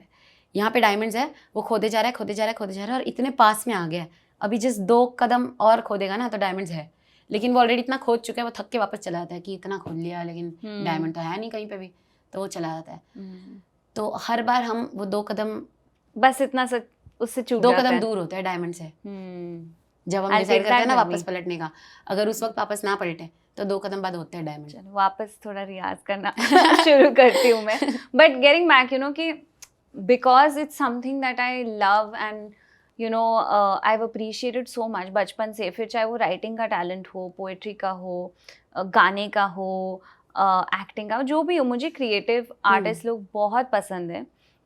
बट मेरा एक ये जो ग्राउस रहता है वो ये है कि मैंने इतने आर्टिस्ट्स देखे हैं, जैसे यू नो परफॉर्मिंग आर्टिस्ट, जैसे मेरे दोस्तों की इतनी शादियाँ हुई हैं, उन्होंने बुलाए हैं द बिगेस्ट आर्टिस्ट जो आप सोच सकते हैं, और उनकी ना ऐसे बहुत स्ट्रेंज रिक्वायरमेंट्स होती हैं कि मुझे गाड़ी अगर चाहिए तो यही गाड़ी आनी चाहिए कि ब्लैक रेंज रोवर ही आएगी वरना मैं नहीं बैठूंगा ऐसे, या मैं जब कमरे में आऊँ तो मैं सबसे बड़ा स्वीट जो होता है होटल का वो मुझे चाहिए, और उसमें ऐसे मतलब ये वाली चॉकलेट होनी चाहिए, ये वाली अल्कोहल होनी चाहिए, यू नो मेरे प्राइवेट जेट होना चाहिए, प्राइवेट जेट नहीं तो बिजनेस क्लास जहाँ होते हैं वो होना चाहिए। तो मुझे बस उससे लगता है कि इस सब से फ़र्क क्या पड़ता है? ये सब दुखी लोगों की निशानी है कि आपकी आर्टिस्ट की शान गाड़ी से कब से होने लगी कि आप अगर ग्रेट हो तो आप मतलब स्कूटर में भी सेम हो और यू नो प्राइवेट जेट में भी सेम हो। ग्रेटनेस आपसे आती है ना, आपकी शान तो आपके टैलेंट से आती है, आपकी शान आपके आसपास की चीज़ों से कब से आने लगी? वही है ना कि अब जैसे इंस्टाग्राम पे लोग जो बढ़िया बनने की कोशिश करते हैं कि मेरी ज़िंदगी ऐसी है और मेरे मुंह पे हर वक्त फ़िल्टर है और जो भी, तो वो इसीलिए कोशिश करते हैं क्योंकि उनको जब हम ना खुद को कोई यकीन नहीं दिला सकते किसी चीज़ का, तो हमको चाहिए कि कोई और हमको ये बात बता दे। अब फॉर एग्जांपल कि आप में मान लो करिश नहीं है ऐसा आप मानते हो, या फिर आप मानते हो सिंगिंग टैलेंट नहीं है आप में, ठीक है, आप मानते हो ये, तो आपको लगेगा कि काश कि कोई आके मेरे को बता दे कि है, तो मैं मानना शुरू करूँ। मैं वो सीख कर रही हूँ वैलिडेशन। हाँ, कि आप चाहोगे कि मेरे से खुद से नहीं हो पा रहा अपने आप को बताना, कोई और आके मेरे को बता दे तो मेरे में कहीं तो मोटिवेशन आएगा खुद को बताने का कि ठीक है ये बोल रहा है तो मतलब हो सकता है।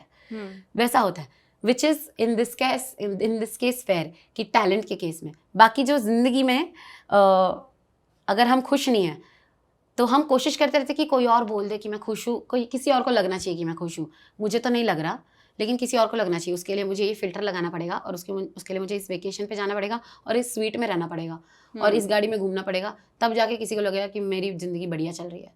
लेकिन ये सब चाहिए तभी होता है जब एक्चुअली ज़िंदगी बढ़िया नहीं चल रही होती।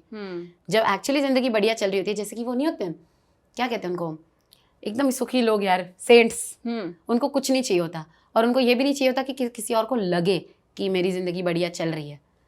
उनको तो वो भी नहीं चाहिए होता कि किसी को लगे नहीं लगे, फ़र्क नहीं पड़ता, क्योंकि उनकी ज़िंदगी वाकई में बढ़िया चल रही है, इतनी बढ़िया चल रही है कि कोई फ़र्क नहीं पड़ता कोई क्या बोल रहा है, कोई क्या बोलता है, कोई क्या सोचता है, क्या दिखावे की तो कोई ज़रूरत समझ नहीं आ जाता है। उनको ये समझ आ जाता है कि अगर लोगों को लगा ना कि मेरी ज़िंदगी बढ़िया चल रही है वर्सेस अगर लोगों को नहीं लगता कि मेरी ज़िंदगी बढ़िया चल रही है, उन दोनों से मेरे को कोई फ़र्क नहीं पड़ता क्योंकि मेरी तो ज़िंदगी बढ़िया चल रही है। मुझे तो ऐसा बहुत लगता है मजे आपको वाकई नहीं फ़र्क पड़ता कि लोग क्या कहते हैं। क्लोज, थोड़ा बहुत क्लोज, हाँ, मतलब अभी तक संत नहीं बनी मैं, नहीं संत तो मुझे लगता है you can also choose what kind, you can live a saintly characterized life, मुझे बहुत अच्छा लगता है, even in a material setting ना। yeah, and which is also मैंने ना एक very similar to what you just said, मैंने एक बुक में पढ़ा था, it was a story, the book is called Simple Ways to Happiness, okay, जिसमें एक पेज की स्टोरीज है और बहुत ही बढ़िया, मतलब सिंपल वेज टू हैप्पीनेस। तो उसमें एक स्टोरी थी कि एक पेंटिंग कंपटीशन था एक गांव में, जहाँ पे उनको बोला था कि पेंटिंग का टॉपिक है पीस का पेंटिंग करो। तो दो पेंटिंग्स फाइनल में आप पहुँची थी, जिसमें एक पेंटिंग थी फॉरेस्ट और एक संत ऐसे ये मेडिटेशन वगैरह कर रहे हैं, एंड फुल जो आप इमेजिन करोगे ना, इतना कन्वेंशनल आइडियल वो। And other was a city setting, जिसमें सेटिंग ये है कि पेड़ के ऊपर से ना, ये पेड़ के ऊपर का एंगल है कि from inside a tree you are seeing this painting. नीचे रास्ता दिख रहा है जहाँ पे पूरा ट्रैफिक भरा हुआ है और खचाखच और आवाज़ें, वो ड्राइंग में भी वैसा बना हुआ है, वो आवाज़ें आ रही है गाड़ियों में से, हर जगह आवाज़ ही आवाज़ है। और पेड़ के ऊपर एक नेस्ट है जिसमें एक बर्ड है और उसकी फैमिली है और वो अपने बच्चे को खाना खिला रही है, व्हाटएवर। ये फ़ोटो थी। तो इन दोनों में फाइनल था कि इन दोनों में से एक जीतेगी।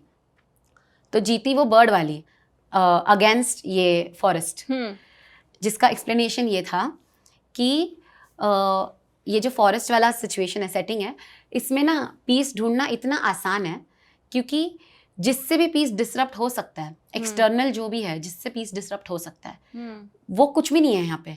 यहाँ पे ना कोई गाड़ी है, यहाँ पे फ़ोन भी नहीं है, यहाँ पे कुछ भी नहीं है जिससे पीस डिसरप्ट हो। तो ऐसी सेटिंग में अब ऐसी सेटिंग में कोई भी पीसफुल फील कर सकता है, 100%। उसके लिए कोई मेहनत नहीं चाहिए, ठीक है।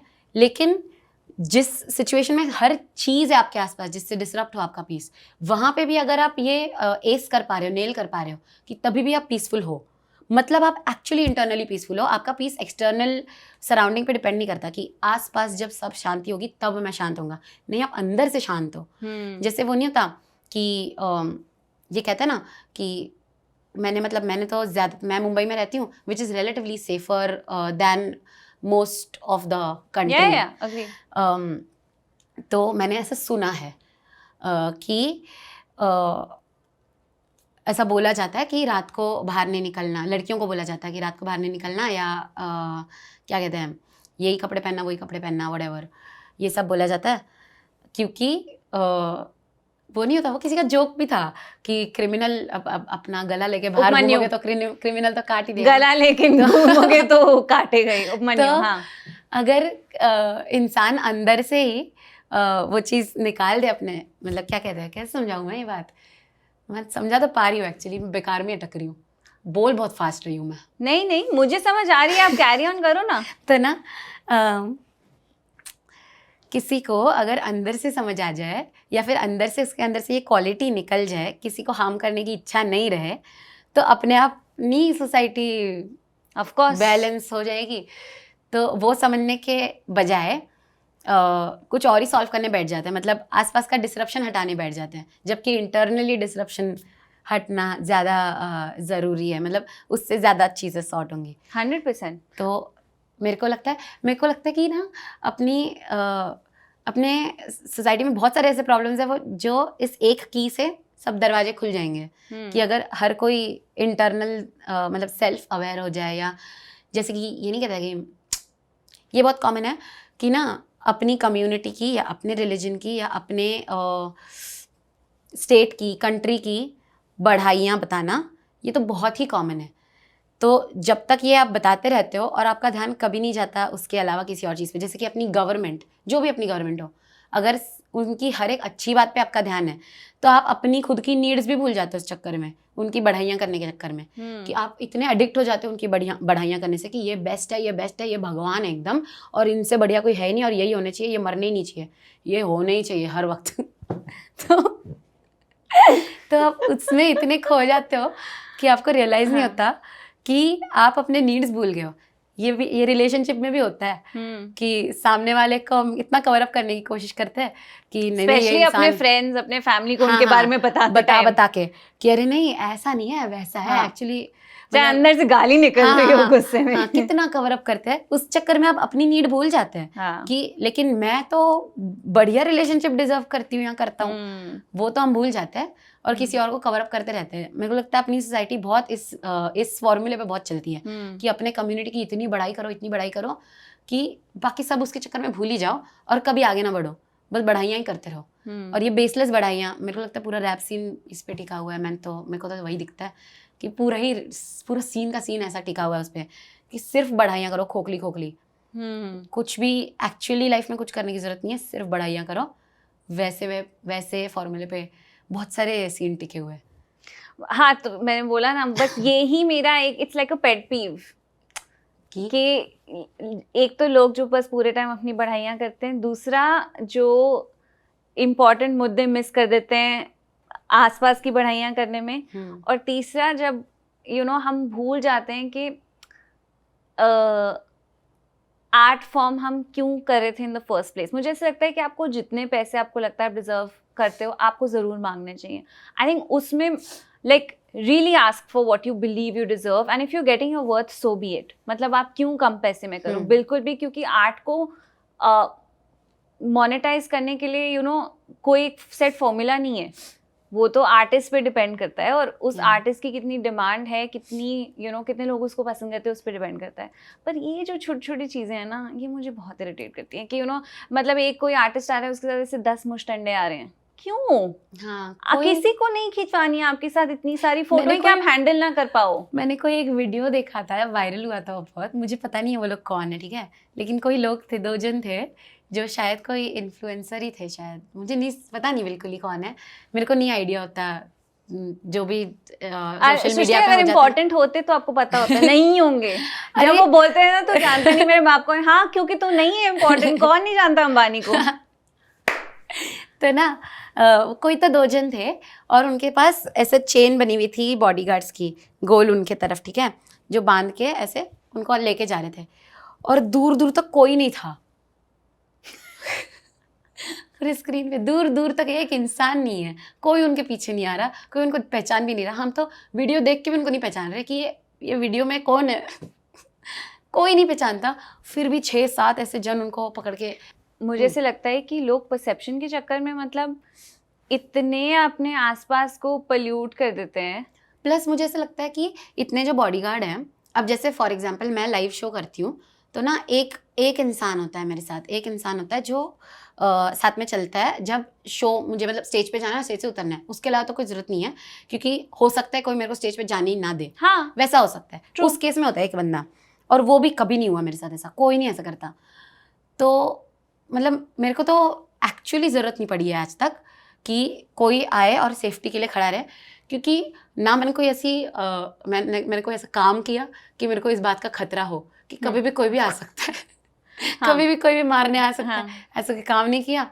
और ना मेरी ऐसी कोई इमेज है कि मैंने खुद ही मैं एकदम अग्रेसिव हूँ तो मेरे फैंस भी अग्रेसिव है, तो मेरे फैंस कहीं भी पागल हो सकते हैं. मैं खुद भी चिल हूँ, मेरे फैंस तो मेरे से बहुत ज़्यादा चिल है. मेरे फैंस शायद 4 कदम दूर ही रहते हैं. तो कोई टेंशन ही नहीं है. हाँ. तो जब आप खुद ही ऐसे हो, मतलब खुद ही ऐसे आपका एटीट्यूड ऐसा हो, तो फिर तो आपको ज़रूरत ही नहीं पड़ती ना. तो मेरे को जब बहुत सारे किसी के अराउंड होते हैं ना बॉडीगार्ड्स, तो वो देख स्पेशली उन लोगों के जिनका बनता ही नहीं, मतलब बिल्कुल. और आजकल मैं आपको बता रही हूँ 80% लोगों का नहीं बनता है यार. तो समझ नहीं आता कि तुम लोग ऐसा क्या काम करते हो कि तुमको इतना सेफ्टी की जरूरत है. ऐसा तुम क्या इलीगल कर रहे हो कि तुमको हर जगह खतरा है. और तुम कितने 8-10 जन तो मेरे को बचाओ. कितने इनसिक्योर हो कि मतलब ये आपको इतनी परसेप्शन बिल्डअप करने की जरूरत है. Is your talent not enough? अगर आप बहुत टैलेंटेड हो तो योर टैलेंट विल स्पीक. मुझे ऑलमोस्ट 98% लोगों के बारे में लगता है कि मतलब जो इंडस्ट्री में है ना 98% के बारे में लगता है चाहे इससे मेरे काम ही कट जाए. बट ऐसा सच्ची में लगता है कि कितने खोखले से दिमाग है इतने सारे लोगों के यार. मतलब कुछ ही नहीं चलता उनके दिमाग में, परसेप्शन छोड़ के, खुद का परसेप्शन छोड़ के बस वही सोचते रहते सारा टाइम कि मेरी इमेज ऐसी होनी चाहिए और ऐसा लगना चाहिए लोगों को कि ऐसा चल रहा है मेरी जिंदगी में. किसी को क्या फ़र्क, मेरे को समझ नहीं आता. एक सिंगुलर कौन ऐसा इंसान है दुनिया में जिससे इतना फ़र्क पड़ता है कि उसकी इमेज का हर मोमेंट फ़र्क पड़ रहा है दुनिया पे? किसी का नहीं पड़ रहा. कोई नहीं है ऐसा. पता नहीं क्यों इतना सोचते हैं. स्टडी करना पड़ेगा. मतलब I feel like specially with internet fame अब तो आई थिंक सबके साथ थोड़े एक्स्ट्रा चढ़ गए हैं. मतलब कोई वैल्यू नहीं रहेगी फेम की, तो कोई वैल्यू मुझे नहीं लगता. Shahrukh was right when he said he is the last of the stars. या वो अब उसके बाद होगा नहीं. अभी तो किसी में कोई बात ही नहीं रह गई है. मतलब इतने क्या बोलते हैं, मराठी में बोलते हैं भरकट लेला, उसको हिंदी में क्या बोलते हैं, बिखरे हुए हो गए ना सबकी लाइफ को लेके भी माइंडसेट इतना बिखरा हुआ है, किसी को पता ही नहीं प्रायोरिटी क्या होनी चाहिए. लाइफ में अपनी क्या प्रायोरिटी होनी चाहिए, किस चीज़ को इम्पोर्टेंस देनी चाहिए. किसी भी चीज़ को इम्पोर्टेंस दे देता है और किसी भी चीज़ में अपना बहुत सारा टाइम और बहुत सारा एनर्जी इन्वेस्ट कर देते हैं. गलत जगहों पे, गलत लोगों में इतना इन्वेस्ट कर देता है कि फिर सही जगह पे इन्वेस्ट करने के लिए कुछ बचता नहीं तो क्या ही बनोगे फिर। अब जैसे ये सोशल मीडिया में इतना इन्वेस्ट करते हैं लोग, इतना ज़्यादा, मेरे नहीं समझ आता, मतलब मेरे से नहीं हो पाता वो, और मेरे को, मैं चाहती भी नहीं कि मेरे से हो। अगर मेरे को आ गया ना वो स्किल तो बर्बाद ही हो जाऊंगी फिर उसके बाद मैं सिर्फ मेरे फॉलोअर ही बढ़ सकते हैं उससे बाकी कोई फ़ायदा नहीं होगा। तो वो भी मेरे को फ़ायदा नहीं लगता, फॉलोअर बढ़ना तो बिल्कुल ही फ़ायदा नहीं लगता मुझे। मैं देख चुकी हूँ, क्योंकि फॉलोअर बढ़ते हुए मैं देख चुकी हूँ अपने लाइफ में एक बार कि ऐसे एकदम मिलियन क्रॉस हो गया, ये हो गया, कुछ नहीं होता यार उससे, कुछ भी नहीं होता। अब वापस कम भी हो गए, 3-4 लाख कम हो गए, और फिर भी कोई फ़र्क नहीं पड़ रहा, कुछ होता ही नहीं उससे। क्योंकि मेरे को पता है कि जो मैं काम कर रही हूँ, जिन तक पहुँच रहे हैं और जिनको समझने में इंटरेस्ट है, वो लोग चाहे फॉलो करें ना करें, इंस्टाग्राम पे वो बटन दबाए ना दबाए, वो बिल्कुल भी ज़रूरी नहीं है। हो सकता है एक दिन इंस्टाग्राम बंद हो जाए, इतने सारे ऐप और टिकटॉक सब बंद हो जाता है। हाँ। कभी भी इंस्टाग्राम बंद हो गया, उसके बाद क्या करेंगे इंस्टाग्राम वाले लोग, जो इंस्टाग्राम पे फेमस है लोग, क्या करेंगे अभी लाइफ में उसके बाद, जब इंस्टाग्राम एक ऐप पे, मतलब तुम्हारा इतना सब कुछ डिपेंड करता है कि एक ऐप अगर बंद हो गया तुम्हारा करियर ही खत्म। तो मतलब रियल वर्ल्ड में कुछ भी नहीं है तुम्हारा। रियल वर्ल्ड में कुछ होने के लिए कुछ तो रियल होना पड़ेगा, फिल्टर हटाना पड़ेगा, बहुत मेहनत है। अच्छा, ये तो बात हो गई about the kind of artist we don't like. अब थोड़ी क्विकली बात करते हैं about the kind of artist we do like. So tell me a little about your equation with each one, क्योंकि मैंने देखा है कि आप काफ़ी बात भी कर चुके हो और क्लोज हो of course to both MC2 and Paradox, who I adore both. तो एक तो प्लीज़ मेरा मैसेज पहुंचा देना जब हम मिलो उनसे नेक्स्ट टाइम, और दूसरा ऑफ कोर्स बादशाह एंड किंग, क्योंकि आई think you had a close equation with them जब आप हसल पे थे। तो कुछ थोड़ा सा बता दो इन सब के बारे में। बादशाह भैया और किंग भैया से तो मेरा बहुत सिमिलर वो है, बॉन्ड है, कि मतलब मैं डिस्टिंग्विश नहीं कर पाऊंगी ज़्यादा उन दोनों के और मेरे बॉन्ड में डिस्टिंग्विश ही नहीं कर पाऊंगी, क्योंकि उन्होंने मेरे को बिल्कुल क्या कहते हैं, जैसे फैमिली में एक छोटी लाडली बच्ची होती है ना, वैसे ट्रीट किया है जब से जानते हैं तब से। तो मेरा और किंग भैया का बॉन्ड एकदम ऑपोजिट शुरू हुआ था, ऑलमोस्ट जैसे वो नहीं होता जैसे मूवीज में 36 के आंकड़े से लोग शुरू होते हैं ना, वैसे शुरू हुआ था कि मेरे को वो पसंद, ना उनको मैं पसंद। आपको क्यों नहीं पसंद आए थे वो इनिशियली? मेरे को तो कोई भी नहीं पसंद था, रैपर ही नहीं पसंद है मुझे। तो इन जनरल मेरे को कोई नहीं पसंद था, वो वाइब ही नहीं आपसे। हाँ, मेरे को लग रहा था इन लोगों में मैं क्या कर रही हूँ। तो वहाँ से शुरू हुआ था कि ये तो मैं गलत जगह आ गई हूँ और ये तो मेरी वाइब है ही नहीं। उस चक्कर में मेरे को कोई भी नहीं पसंद था, तो किंग भैया भी नहीं पसंद थे जब बात नहीं करी थी कभी। तो ये तो इसीलिए था क्योंकि कोई पर्सनली जानती नहीं थी मैं उनको, मेरे को उनके बारे में कुछ नहीं पता था सिवाय ये कि वो रैपर है, उतना ही पता था, और उतना काफ़ी था मेरे लिए नहीं पसंद करने के लिए। तो वैसे शुरू हुआ था, और मेरा उन्होंने ऑडिशन में जो मेरा एटीट्यूड था, जैसे भी मैं बात कर रही थी, वो देख के उनको लगा था ये एकदम नकली लड़की है, इसका कुछ नहीं होने वाला। हाँ, मतलब ये जो भी बात कर रही है ये सब बन रही है, ये नाटक कर रही है, और ऐसा कोई होता नहीं रियल में। तो इसलिए उनको मैं पसंद नहीं थी। फिर अगली बार हम लोगों ने जब एक्चुअली बात की, अगली बार ऐसे पहली बार जब हमने एक्चुअली बात की, तो तब तक सेकेंड एपिसोड ऑफ हसल, तब तक उन्होंने मेरे बारे में और लोगों से बात की थी, पैरा से या किसी ना किसी से, आसपास जो भी कंटेस्टेंट्स हैं उनसे मेरे बारे में बात की हुई थी। तो उनसे उनको पता चला था कि मतलब पैरा उनको बताता था कि ये नाटक नहीं कर रही है, ऐसी है, ये ऑफ कैमरा ऑन कैमरा हर जगह ऐसी है, तो ये जो भी आप बात सुन रहे हो ये यही है, इतना ही मिलेगा। इसके अलावा कुछ भी बन के नहीं मिलेगा, यही मिलने वाला है और ये ऐसी है, what you see you get. हाँ।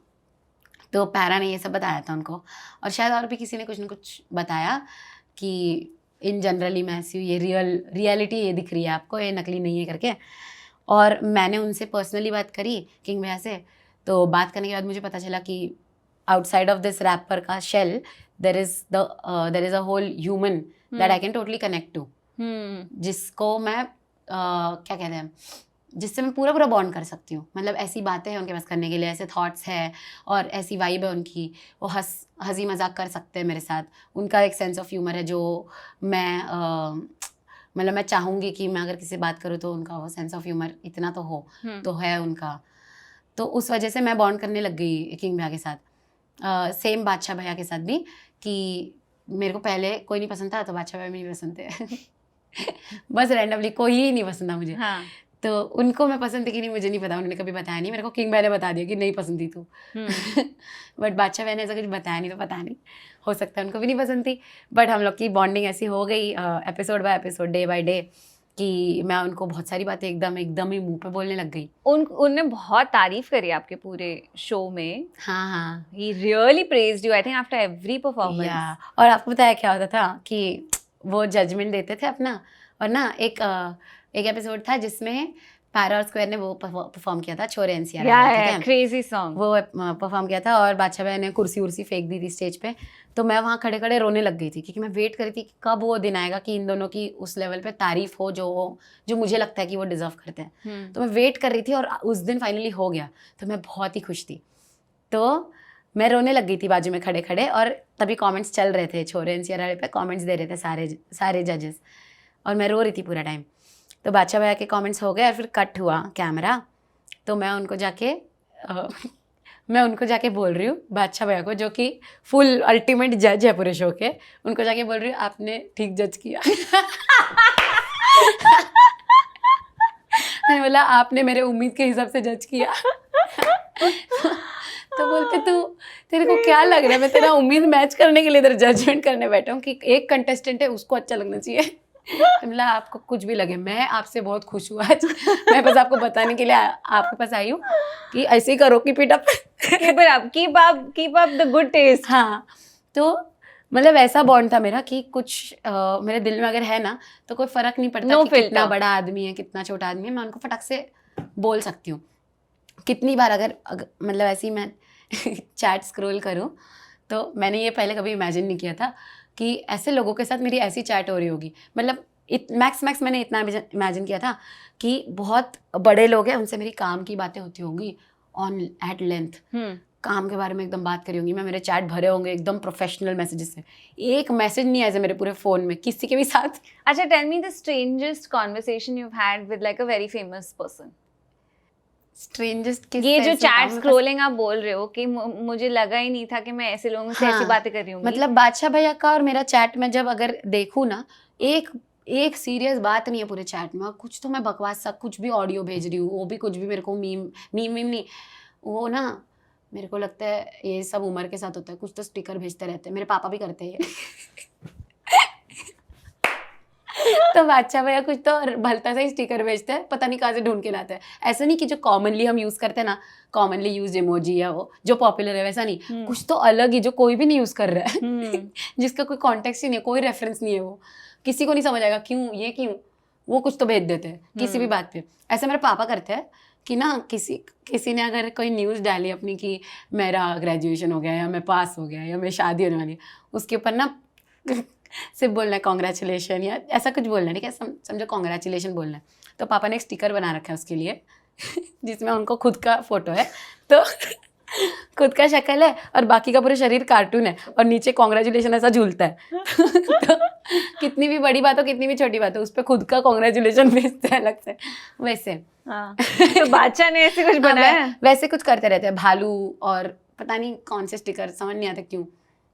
मैं अगर स्क्रॉल करके देखूँ ना, वही है, तो भलती सी बात है। मतलब जब मैंने सोचा नहीं था ऐसे लोगों के साथ मैं ऐसी बातें कर रही होंगी एक दिन। मतलब किसी दिन बादशाह के साथ आप ऐसे स्टिकर एक्सचेंज कर रहे हो। I can imagine this is shocking for you maybe a few years ago. या could not have imagined, and I could not have imagined this with anybody. समझ ही नहीं आया कैसे हो गया। और अभी कॉमन ही हो गया कि मेरी बात अगर होती है तो ऐसी होती है। कोई सीरियस बात, कोई मतलब वो प्रोफेशनल बोन ही नहीं है मेरे में, पहले से ही नहीं है। तो मुझे लगा था इतनी मेहनत करते हो उसमें, अनप्रोफेशनल तो कुछ है ही नहीं, यू आर जस्ट कैंडिड। हाँ, मतलब फॉर्मल बोन नहीं है मेरे में। फॉर्मेलिटी नहीं कर पाती मैं कहीं किसी भी मामले में, और मतलब उसका ऑपोजिट ही हर बार करके आती हूँ मैं। तो जहाँ पे फॉर्मेलिटी की बहुत ज़रूरत है ना, कि मतलब जहाँ पे प्रोफेशनल क्या कहते हैं काम के लोग मिला ऐसे एग्जीक्यूटिव्स वगैरह, तो उनसे जाके मैं उनको पहले याद दिला देती हूँ कि इंसान ही हो आप, नाटक मत करो इधर। सेम टू सेम इंसान हो, सुबह उठ के सेम ब्रश करते रहेंगे और सब कुछ सेम ही करते रहोगे आप, अभी बस नाटक कर रहे टाई पहन के। ऑफ कोर्स करो मत मेरे सामने को दिख रहा है, सी थ्रू हो गए आप। Amazing. And मैंने कहीं सुना था कि you know with MC like your phone wallpaper at some point in time was a हाँ, picture of हाँ हाँ हम तीनों MC का and फोटो Pan. था। That's so cute. मतलब द फैक्ट कि आप किसी शो पे जाके जो लोग compete करें उनके साथ इतनी गहरी दोस्ती बना सकते हो, इससे बेटर क्या हो सकता है? हम लोग ना जब फाइनल होने वाला था ना, तो मैं और स्क्वायर ये थे, एक दूसरे के साथ बैटल कर रहे थे। तो तभी उसके पिछले दिन ही हम लोग डिस्कस कर रहे थे कि कितना अजीब, हम लोग एक ही रूम में बैठे, मैं, पैरा और स्क्वायर, और हम लोग डिस्कस कर रहे थे कि कल कितना अजीब लगने वाला है ना, कि हमको दुश्मनी का नाटक करना पड़ेगा कल, कि इसको हराना, इसको हराना। हमको दिल से तो किसी को नहीं हराना है, हम आपस में इतने मजे में हैं, हमको कोई मन नहीं है एक दूसरे को हराने का, हम लोग बहुत मजे कर रहे हैं। तो हम लोग वही बहुत देर तक डिस्कस कर रहे थे कि बहुत अजीब लगेगा यार, ये एक्सप्रेशन मैं नहीं बना पाऊंगा, मैं ऐसा नहीं बोल पाऊंगा कि ये ऐसी है वैसी, मैं कुछ नहीं कर पाऊंगा इसमें से, मेरे को तो बहुत मजा आएगा अगर ये सिलेक्ट हो जाए। तो शायद हम लोग ने ना, हम तीनों एक साथ रहे थे, मतलब हम तीनों एक रूम में रहते थे हसल के वक्त। तो हमारे लिए वो हो गया था कि हमारे यहाँ पे कोई माँ बाप नहीं थे हसल के दुनिया में, हम तीनों ही थे हमारे लिए, कि कुछ भी कोई भी आपको बॉन्ड चाहिए ना, यही है जो मिलेगा, ये तीन जनी आपस में घूमते रहेंगे, कि माँ बाप तो है नहीं यहाँ पे, तो हम ही एक दूसरे के माँ बाप बने हुए थे। And that continues to be the case, अभी भी आप लोग इतनी अच्छे दोस्त हो जितने हाँ जी, हाँ जी, हाँ जी। तो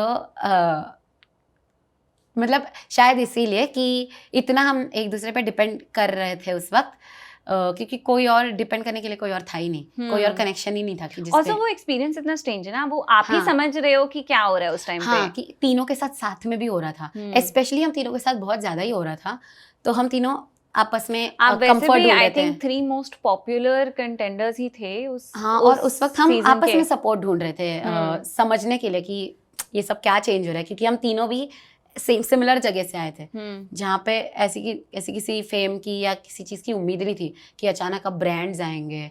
ब्रांड्स तो वर्ड ही नहीं पहले मैंने कभी बोला था लाइफ में, वर्ड भी नहीं बोला था ब्रांड्स। अभी कौन से ब्रांड्स के साथ काम कर लिया बताओ जरा। मतलब ये सब इतना शॉकिंग था और अचानक हुआ कि हमको बहुत डिपेंड करना पड़ा एक दूसरे के ऊपर, कि किसी और के समझ नहीं आना वाला, इंसानिटी हो रही है, किसी को बता भी नहीं पा रहे थे कि मेरे साथ क्या हो रहा है।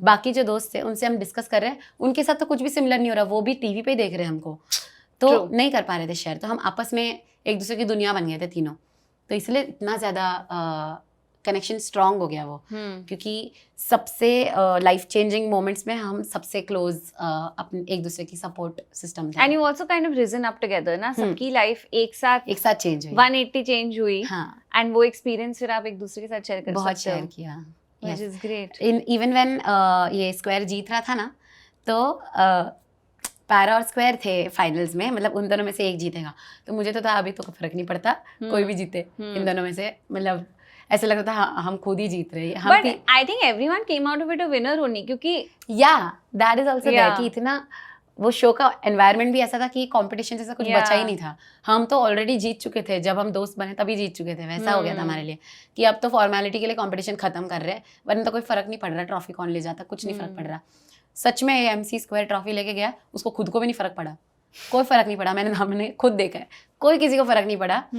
और क्योंकि हमारे दिमाग में हम बहुत पहले जीत चुके थे कि हमको जो चाहिए था ना यहाँ से वो हमको मिल गया, अब ट्रॉफी तो किसी को नहीं चाहिए, वो तो अब ये दे रहे तो ले जानी पड़ेगी, वैसा हो गया।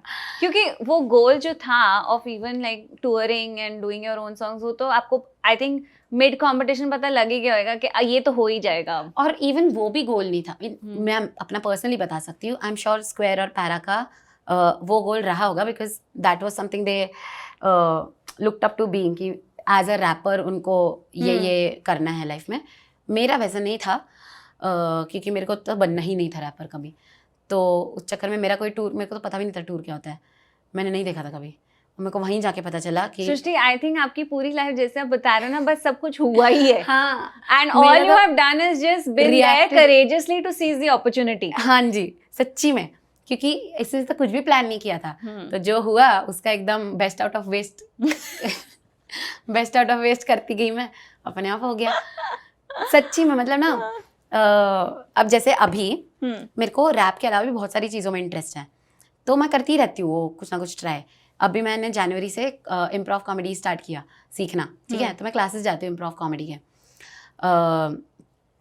तो अब उसका तो कोई इतना खास स्कोप है नहीं अपनी कंट्री में इस वक्त, लेकिन ऐसे पहले मेरे को रैप का भी लगता था कि रैप का भी क्या ही स्कोप था बिफोर गली बॉय स्पेशली, लेकिन अपने आप अचानक से बन गया। तो कोई करता है तो बन ही जाता है। तो मेरे को लगता है ये अगर मैं करूँ, एक दिन मैं इम्प्रोवाइज़र बन जाऊँगी। फिर मैं चाहूँगी कि अब मेरे को सब लोग इसीलिए जाने क्योंकि इम्प्रोवाइज़ बहुत मस्त करती है, तो भूल जाए ये मैं नहीं तो कौन सब भूल जाए। और ये हो गया, अभी पुराना हो गया, सुन लिया 3-4-40,000 बार सुन लिया, बस हो गया, अभी कोई जरूरत नहीं है। इरिटेशन होती है जब आप कहीं जाते हो लोग ये गाना बजाते तो? मुझे गाना बजाने से या किसी के जानने से इरिटेशन नहीं होती, मेरे को तब इरिटेशन होती है जब लोगों को सिर्फ ये पता है कि इसने वो गाना गाया था और किसी को मतलब नहीं पता। मैंने वो गाना सिर्फ मतलब के लिए गाया था, वो क्या हर गाना सिर्फ मतलब के लिए गाया था कि इस बात में से, मतलब इस गाने में से ना इसका मतलब समझ जाओ आप, चाहे मेरे को नहीं याद रखो आप, कोई जरूरत नहीं मेरे को याद रखने की, मतलब मेरे को याद रखने में किसी का कोई फ़ायदा नहीं है, मत रखो मेरे को याद, लेकिन वो गाने का मतलब समझने में फ़ायदा है। तो प्रॉब्लम ये है कि मैं नहीं तो कौन, इतने सारे लोगों ने सुना, मिलियन कितने सारे, पता नहीं 100 मिलियन के ऊपर, पता नहीं कितने, उसमें से इतने से ही होंगे जिनको मतलब भी पता है। बाकी लोग तो उसको सिर्फ मैं नहीं तो कौन ही समझ रहे कि ये एक लड़की है वो चिल्लाती है आगे, मैं नहीं तो कौन, वो है ही नहीं वो गाने का मतलब। तो जिनको समझा, बस वो लोग जब मिलते हैं और वो बताते हैं, जब वो बात करते हैं तो उनकी बातों में पता चलता है कि इनको मतलब समझ में आया, तब बहुत अच्छा लगता है कि अच्छा हुआ तुम लोगों ने सुन लिया, तुमको ही सुनना चाहिए था, बाकी लोगों ने तो बेकार में सुन लिया। अच्छा अब बताओ व्हाट नेक्स्ट, अभी क्या है? Improv comedy, is that how you met Rajat? क्योंकि रजत हमारा कॉमन फ्रेंड है। हाँ, रजत को तो मैं ओपन माइक्स में मिली हूँ। जब मैं पहले हसल से पहले मैं ओपन माइक्स जाती थी रोज़, और रजत भी शायद तभी रोज़ ही ओपन माइक्स जाता था। तो हमारा एक ग्रुप नहीं बोल सकते, there are a bunch of artist जो हम हर ओपन माइक पे कोई ना कोई तो मिल ही जाता था, ऐसे क्या बोलते हैं परम्यूटेशन कॉम्बिनेशन में कोई ना कोई मिल जाता था। तो वहाँ होता था रजत, बहुत सारे शोज़ होस्ट करता था और वहाँ पे मैं परफॉर्म किया करती थी, वहाँ से जानते थे, लेकिन वहाँ पे इतनी बात नहीं करते थे। फिर ये हसल हुआ और रैंडमली हम लोग एक दिन अचानक ज़्यादा बातें करने लग गए, और फिर वो भी मेरे, मतलब वो भी मुंबई में रहता है, मैं भी मुंबई में रहती हूँ, और वो भी स्कूटी पे घूमता है, मैं भी स्कूटी पे घूमती हूँ। तो हम लोग एक दिन स्कूटी में निकल गए और हम लोग ने प्लान किया कि मुंबई में जितने भी रिलीजियस प्लेसेस है, कोई भी रिलीजन के हो, चाहे मल्टीपल रिलीजन के रिलीजियस प्लेसेस, एक ही दिन में सारे घूम के आएंगे, सारे देख के आएंगे। ये बहुत एम्बिशियस टारगेट है वैसे। मतलब हमने सोचा क्यों नहीं, क्योंकि अदरवाइज मैं नहीं जाती कभी, और मेरे को नहीं लगता वो भी जाता है। तो हम लोग बेसिकली ऐसा था कि उसके घर के पास में गुरुद्वारा था और उसने कहा था यहाँ अपन मिलते हैं और फिर यहाँ से डिसाइड करेंगे कहाँ जाना है। तो हम गुरुद्वारे में मिले, हमने बोला अब गुरुद्वारा कवर कर लिया हमने, तो अब मंदिर मस्जिद जो भी बचा सब कवर कर लेते हैं आज, वैसे भी कोई और प्लान तो है नहीं, अब सब कवर करेंगे। तो मुंबई में घूम के हमने सब कवर किया, ठीक है। और हम लोग निकले थे स्कूटी पे और कवर करते करते करते करते फिर रात हो गई, तो ना और बारिश होने लगी थी, तो हमको छत चाहिए था रुकने के लिए। तो स्कूटी लगा के हम लोग एक मॉल में घुसे जो बंद हो चुका था, मतलब रात के 12:30-1 बज रहा था, तो मॉल बंद हो चुका था और सब कुछ अंदर के सारी दुकान बंद हो रही थी। तो ना बर्गर किंग था एक, वो बोल सकते हैं क्या बर्गर किंग? हाँ हाँ, अच्छा। तो बर्गर किंग था एक, वो बंद हो रहा था और ना लाइट वाइट बंद हो चुकी थी, वहाँ पे साफ़ सफाई कर रहे थे अंदर, तो अंदर कोई है नहीं वर्कर को छोड़ के। तो हम लोग उसमें घुसे, मैं और रजत अंदर गए और हम लोग टेबल पे जाके नकली बर्गर खाने लग गए। तो ना हम लोग बैठ के अभी नकली बर्गर खा रहे दोनों, और वहाँ से वर्कर साफ करते करते देख रहे कि ये क्या दिख रहा है हम लोग को, ये इम्प्रोव चल रहा है, ये क्या हो रहा है। और हम लोग बर्गर खा रहे एकदम रियलिस्टिकली, ऐसा करके एकदम बर्गर खा रहे, खाते खाते फिर वो वर्करों ने बोला, मतलब इंटरप्ट किया कि उनको समझ नहीं आ रहा था क्या दिख रहा है। हाँ। उन्होंने इंटरप्ट किया कि सर क्लोज हो चुका है।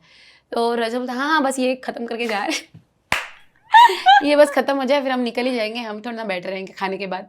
तो ना हम लोग बैठ के वापस खा रहे, पूरा बर्गर ख़त्म किया हम लोगों ने इमेजिनरी, और फिर टिशू ये वो सब कुछ इम्प्रोवाइज़ किया। हाँ, कि यहाँ से टिशू निकल रहा है, टिशू बॉक्स में से हाथ पोंछ रहे, टिशू को ये फोल्ड सब कुछ। वहाँ पे तो पागल हो गए होंगे लोग, क्या चल रहा है। और फिर हम पूछ रहे उनको कि कार्ड पेमेंट हो जाएगा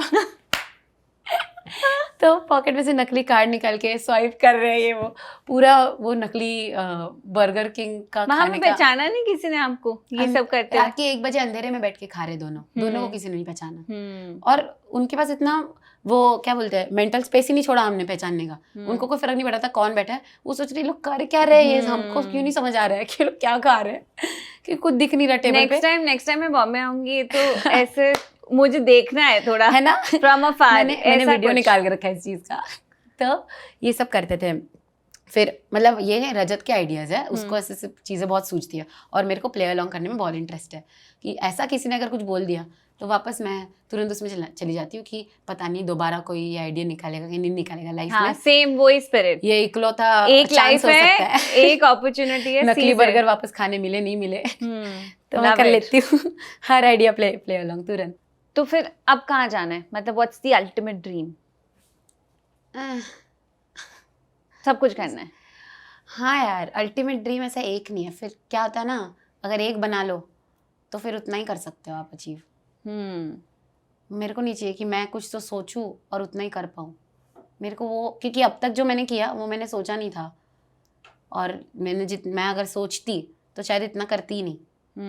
मतलब मैंने कोई अगर ड्रीम बनाया था कि मेरे को ऐसा ऐसा करना है, तो वो जो मैंने ऑलरेडी कर दी है चीज़ें, उससे तो छोटा ही होने वाला था वो ड्रीम। जैसे कि अभी हसल पे जाना, और हसल ऐसा शो नहीं था कि जो हर कोई देखता है, क्योंकि रैप शो बहुत लिमिटेड एक नीश देखता था। तो मैं वो अगर कंसिडर करती ना रियलिटी, तो सपना बड़ा हो ही नहीं सकता था।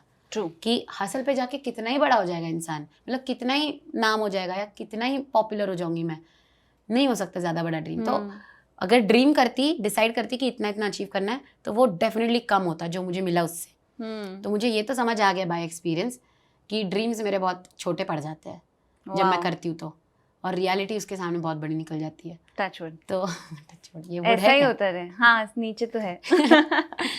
तो इसीलिए ऐसा कोई फिक्स ड्रीम नहीं होता, क्योंकि फिर वो छोटा पड़ जाता है। तो उससे तो बढ़िया ही चीजें होती है। उस आदमी को थैंक यू करा जिसने बताया हसल के बारे में आपको? अरे वो हसल में काम करता था तभी मिला बाद में हो? हाँ, मिला बाद में क्या, तभी के तभी बता दिया मैं खुद काम करता हूँ हसल में, तो तू दे ऑडिशन। फिर वहां पे हेलो किया उसको?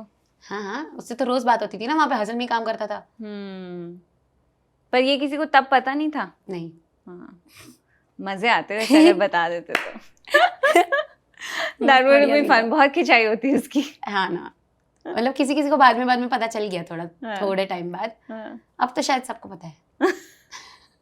अच्छा, मुझे एक बात बता सृष्टि, आप इतने बिजी रहते हो, घूमते रहते हो, इतना कुछ कर रहे हो, राइटिंग कर रहे हो। कोई बिजी नहीं रहती मैं। नहीं रहते? ये मेरी मिसकंसेप्शन है। हाँ। अच्छा ठीक है, तो अगर मैं बॉम्बे आई और मैंने आपको फोन किया, फ्री रहूंगी मैं, तो आप मिलोगे फिर मुझे? हाँ। प्रिटेंड बर्गर के लिए, रियल वाले बर्गर के लिए मिलेंगे? जो बर्गर आपको चाहिए। ठीक है। तो how do you unwind after hours, मतलब आप क्या करते हो एकदम चिल करने के लिए कि बस मजे आ गए? मैं पेड़ देखने जाती हूँ। ये मतलब मैं पता नहीं कैसे बताना होता है ये बात मैंने किसी को बताते हुए सुना नहीं है। नहीं, मैं आई एम वेरी इंटरेस्टेड। आप बताओ, पेड़ व्हाट डू यू मीन मैं पेड़ देखने जाती हूँ? मतलब मुझे पेड़ बहुत पसंद है। तो कौन से पेड़ आपको पसंद है? सब। मेरे को क्या कहते हैं, पेड़, तारे, चांद, ये सब देखना बहुत पसंद है। ड्रीमर हो आप? हाँ, उस तरह से तो ड्रीमर बोल सकते हैं। वो वाली ड्रीमर तो हूँ। तो ना क्या होता है, अब जैसे ना मरीन ड्राइव है ना, मरीन ड्राइव, तो उसके सामने जो गलियां हैं ना सारी, जो स्टेशन की तरफ जाती है या व्हाटएवर जहाँ जाती है, तो उनके बगल में पेड़ ही पेड़ है। तो जनरली मैं मरीन ड्राइव पे बैठी होती हूँ बहुत बार। मरीन ड्राइव मेरा अड्डा सा है एकदम, तो मैं वहीं पे बैठी होती हूँ। तो उसके सामने जो भी पेड़ है ना, तो मेरे को अब तो ऑलमोस्ट याद हो गए वो पेड़, इतने मैंने देख लिए उनको। तो कभी कभी क्या होता है, वहीं मैं घूम रही होती है। मेरा एक दोस्त था, मेरे होमलेस था उस दिन मतलब कुछ दिनों के लिए होमलेस था, वो घर नहीं था उसके पास। तो उसको समझ नहीं आ रहा था कहाँ जाए, और सारे दोस्त के क्या बोलते हैं, सारे दोस्तों के काउच पे दो दिन रह चुका था। खत्म हो गया वो सब करके, अब बाहर ही रहना पड़ेगा, अब घर नहीं है। तो वो मेरे को उसने बोला कि मैं तो अभी रैंडमली रात भर घूमने वाला हूँ बाहर। तो मैंने ठीक है, ये तो मेरे पास घर है फिर भी मैं करती हूँ, मैं तेरे तो मैं तेरे साथ कर लूँगी ये। तो हम लोग रात में मरीन ड्राइव चले गए, और फिर उसको मैं पेड़ दिखाने लग गई। तो एक रास्ते पे हम लोग चल रहे थे, और रैंडमली ना मैं एक पेड़ देखने के लिए ऐसे खड़ी, मैं जनरली ऐसे रुक के पेड़ देखती हूँ, तो मैं पेड़ देखने के लिए रुक के खड़ी हूँ और पेड़ देख रही हूँ। और ये तो वो तो पहली बार कर रहा है, उसको ये आदत नहीं है पेड़ देखते रहना, तो वो पहली बार कम लोगों की आदत लगती है वैसे मुझे खड़े होकर पेड़ देखने की। हाँ। तो ये उसके लिए भी नया ही था, लेकिन वो तुरंत प्ले अलॉन्ग कर लिया उसने, तो वो भी मेरे साथ खड़े रह के पेड़ देखने लगा। अब हम दोनों भी खड़े रह के पेड़ देख रहे हैं, और आसपास के लोग सोच रहे हैं कि ये लोग क्या देख रहे हैं, क्योंकि इधर तो कुछ भी नहीं है, मतलब नॉर्मली दुनिया है। तो दो जन खड़े रह के क्या देख रहे इतनी देर? पेड़ में क्या है ऐसा? आधा घंटा एक पेड़ देख रहे थे। आधे घंटे तक खड़े रह के एक पेड़ देख रहे हैं और फुल डिस्कस कर रहे हैं। क्या डिस्कस कर रहे हैं कि ये पेड़ अगर इंसान होता तो ये पेड़ किस टाइप का इंसान होता। तो उसकी पूरी पर्सनालिटी बना ली कि इसकी ब्रांचेस ऐसी है ना, तो मतलब ये ऐसा होता है, इंट्रोवर्ट होता है, एक्सट्रोवर्ट होता है, इसकी शादी हुई होती नहीं हुई होती, फिर ये बुक पढ़ता है या ये सिलाई मशीन चलाता या क्या करता, ये सब बना रहे हैं आधे घंटा बैठ के। फिर अगला पेड़, ऐसे 3 घंटे में 6 पेड़ कवर करे हमने और 3 घंटे निकाल दिए 6 पेड़ों में तो ये सब है मेरे थोड़े टाइप। बहुत आपको पता है ना, बहुत इंटरेस्टिंग, मतलब एकदम हटके टाइप पर्सनालिटी हो। बट इतनी छोटी सी बात से कोई भी हटके हो जाता है, बताओ मतलब कितनी बेसिक सी दुनिया है कि इतना सा करो और हटके हो गए। इसमें क्या ही है, एक पेड़ देख लिया हटके हो गए। Profound thought, I agree with you. मतलब सोचो ना कि मतलब जनरल पब्लिक जो है, मतलब एवरेज हर कोई कैसी जिंदगी जी रहा होगा कि एक पेड़ देखने से मैं हटके हो गई। नहीं, प्रिटेंड बर्गर खाने से भी हो गए ना आप तो हटके। तो वही मतलब इतनी छोटी छोटी चीज़ है हाँ, कि इससे ज़्यादा तो कुछ नहीं करना पड़ता। मतलब जिनको ऐसा लगता है ना कि एक्स्ट्रा ऑर्डिनरी होने के लिए कुछ तो बहुत बड़ा करना पड़ेगा, बहुत बड़ा करने के चक्कर में कोई एक्स्ट्रा ऑर्डिनरी नहीं है, क्योंकि बहुत बड़ा कुछ तो सबको करना है। तो वो तो ऑर्डिनरी हो गया जो सबको करना है। छोटी छोटी चीज़ें किसी को नहीं करनी। I agree. वाह भाई, मेरे को संत बन जाना चाहिए professional. That's a very deep thought. No, actually जो आप इतनी कैजुअली बातें बोल देते हो, there's a lot of depth in what you say. So I think it's amazing. I'm going to take this with me कि extraordinary होने के लिए सभी बड़ी बड़ी चीज़ों की तरफ भाग रहे हैं और आप कितनी छोटी छोटी चीज़ें करके extraordinary बन सकते हो। क्योंकि लाइफ में कुछ भी बड़ा करने के मौके बहुत कम होते हैं, बट छोटी छोटी चीज़ें करने के मौके हर दिन होते हैं बहुत सारे। तो अगर हर दिन छोटी छोटी चीज़ें, एक छोटी चीज़ हर दिन करनी, और उसका क्यूमुलेटिव रिजल्ट, तो मतलब जिंदगी भर में अपने कितनी सारी एक्स्ट्राऑर्डिनरी चीज़ें कर दी होंगी ऑलरेडी। लेकिन आप सोचते ही नहीं कि इतनी छोटी चीज़ से कोई फर्क पड़ता है। बूंद बूंद से सागर बनता है। बिल्कुल क्रेजी हूँ यार मैं तो क्या बातें कर रही हूँ। अमेजिंग। मुझे दोस्तों को सुनना चाहिए सब। मुझे इतना मजा आया आज आपसे मिलकर और आपसे बात करके, और मैं आपसे पक्का मिलूंगी बॉम्बे में, क्योंकि आपने बोला है कि आप वेले हो। हाँ। तो I will take you up on it. हाँ, मेरे को और मेरा एकदम, अगर आप ये मेकअप हटा के देखो तो मेरे को डार्क सर्कल है बहुत ज़्यादा, जिससे मेरे को फर्क नहीं पड़ता। तो अब तो मेरे को नींद की जरूरत ही कम हो गई है लाइफ में कि अब तो देख लिया सबने डार्क सर्कल, अब क्या है का डरना, तो सबको पता है डार्क सर्कल, तो अब तो नहीं सोती मैं।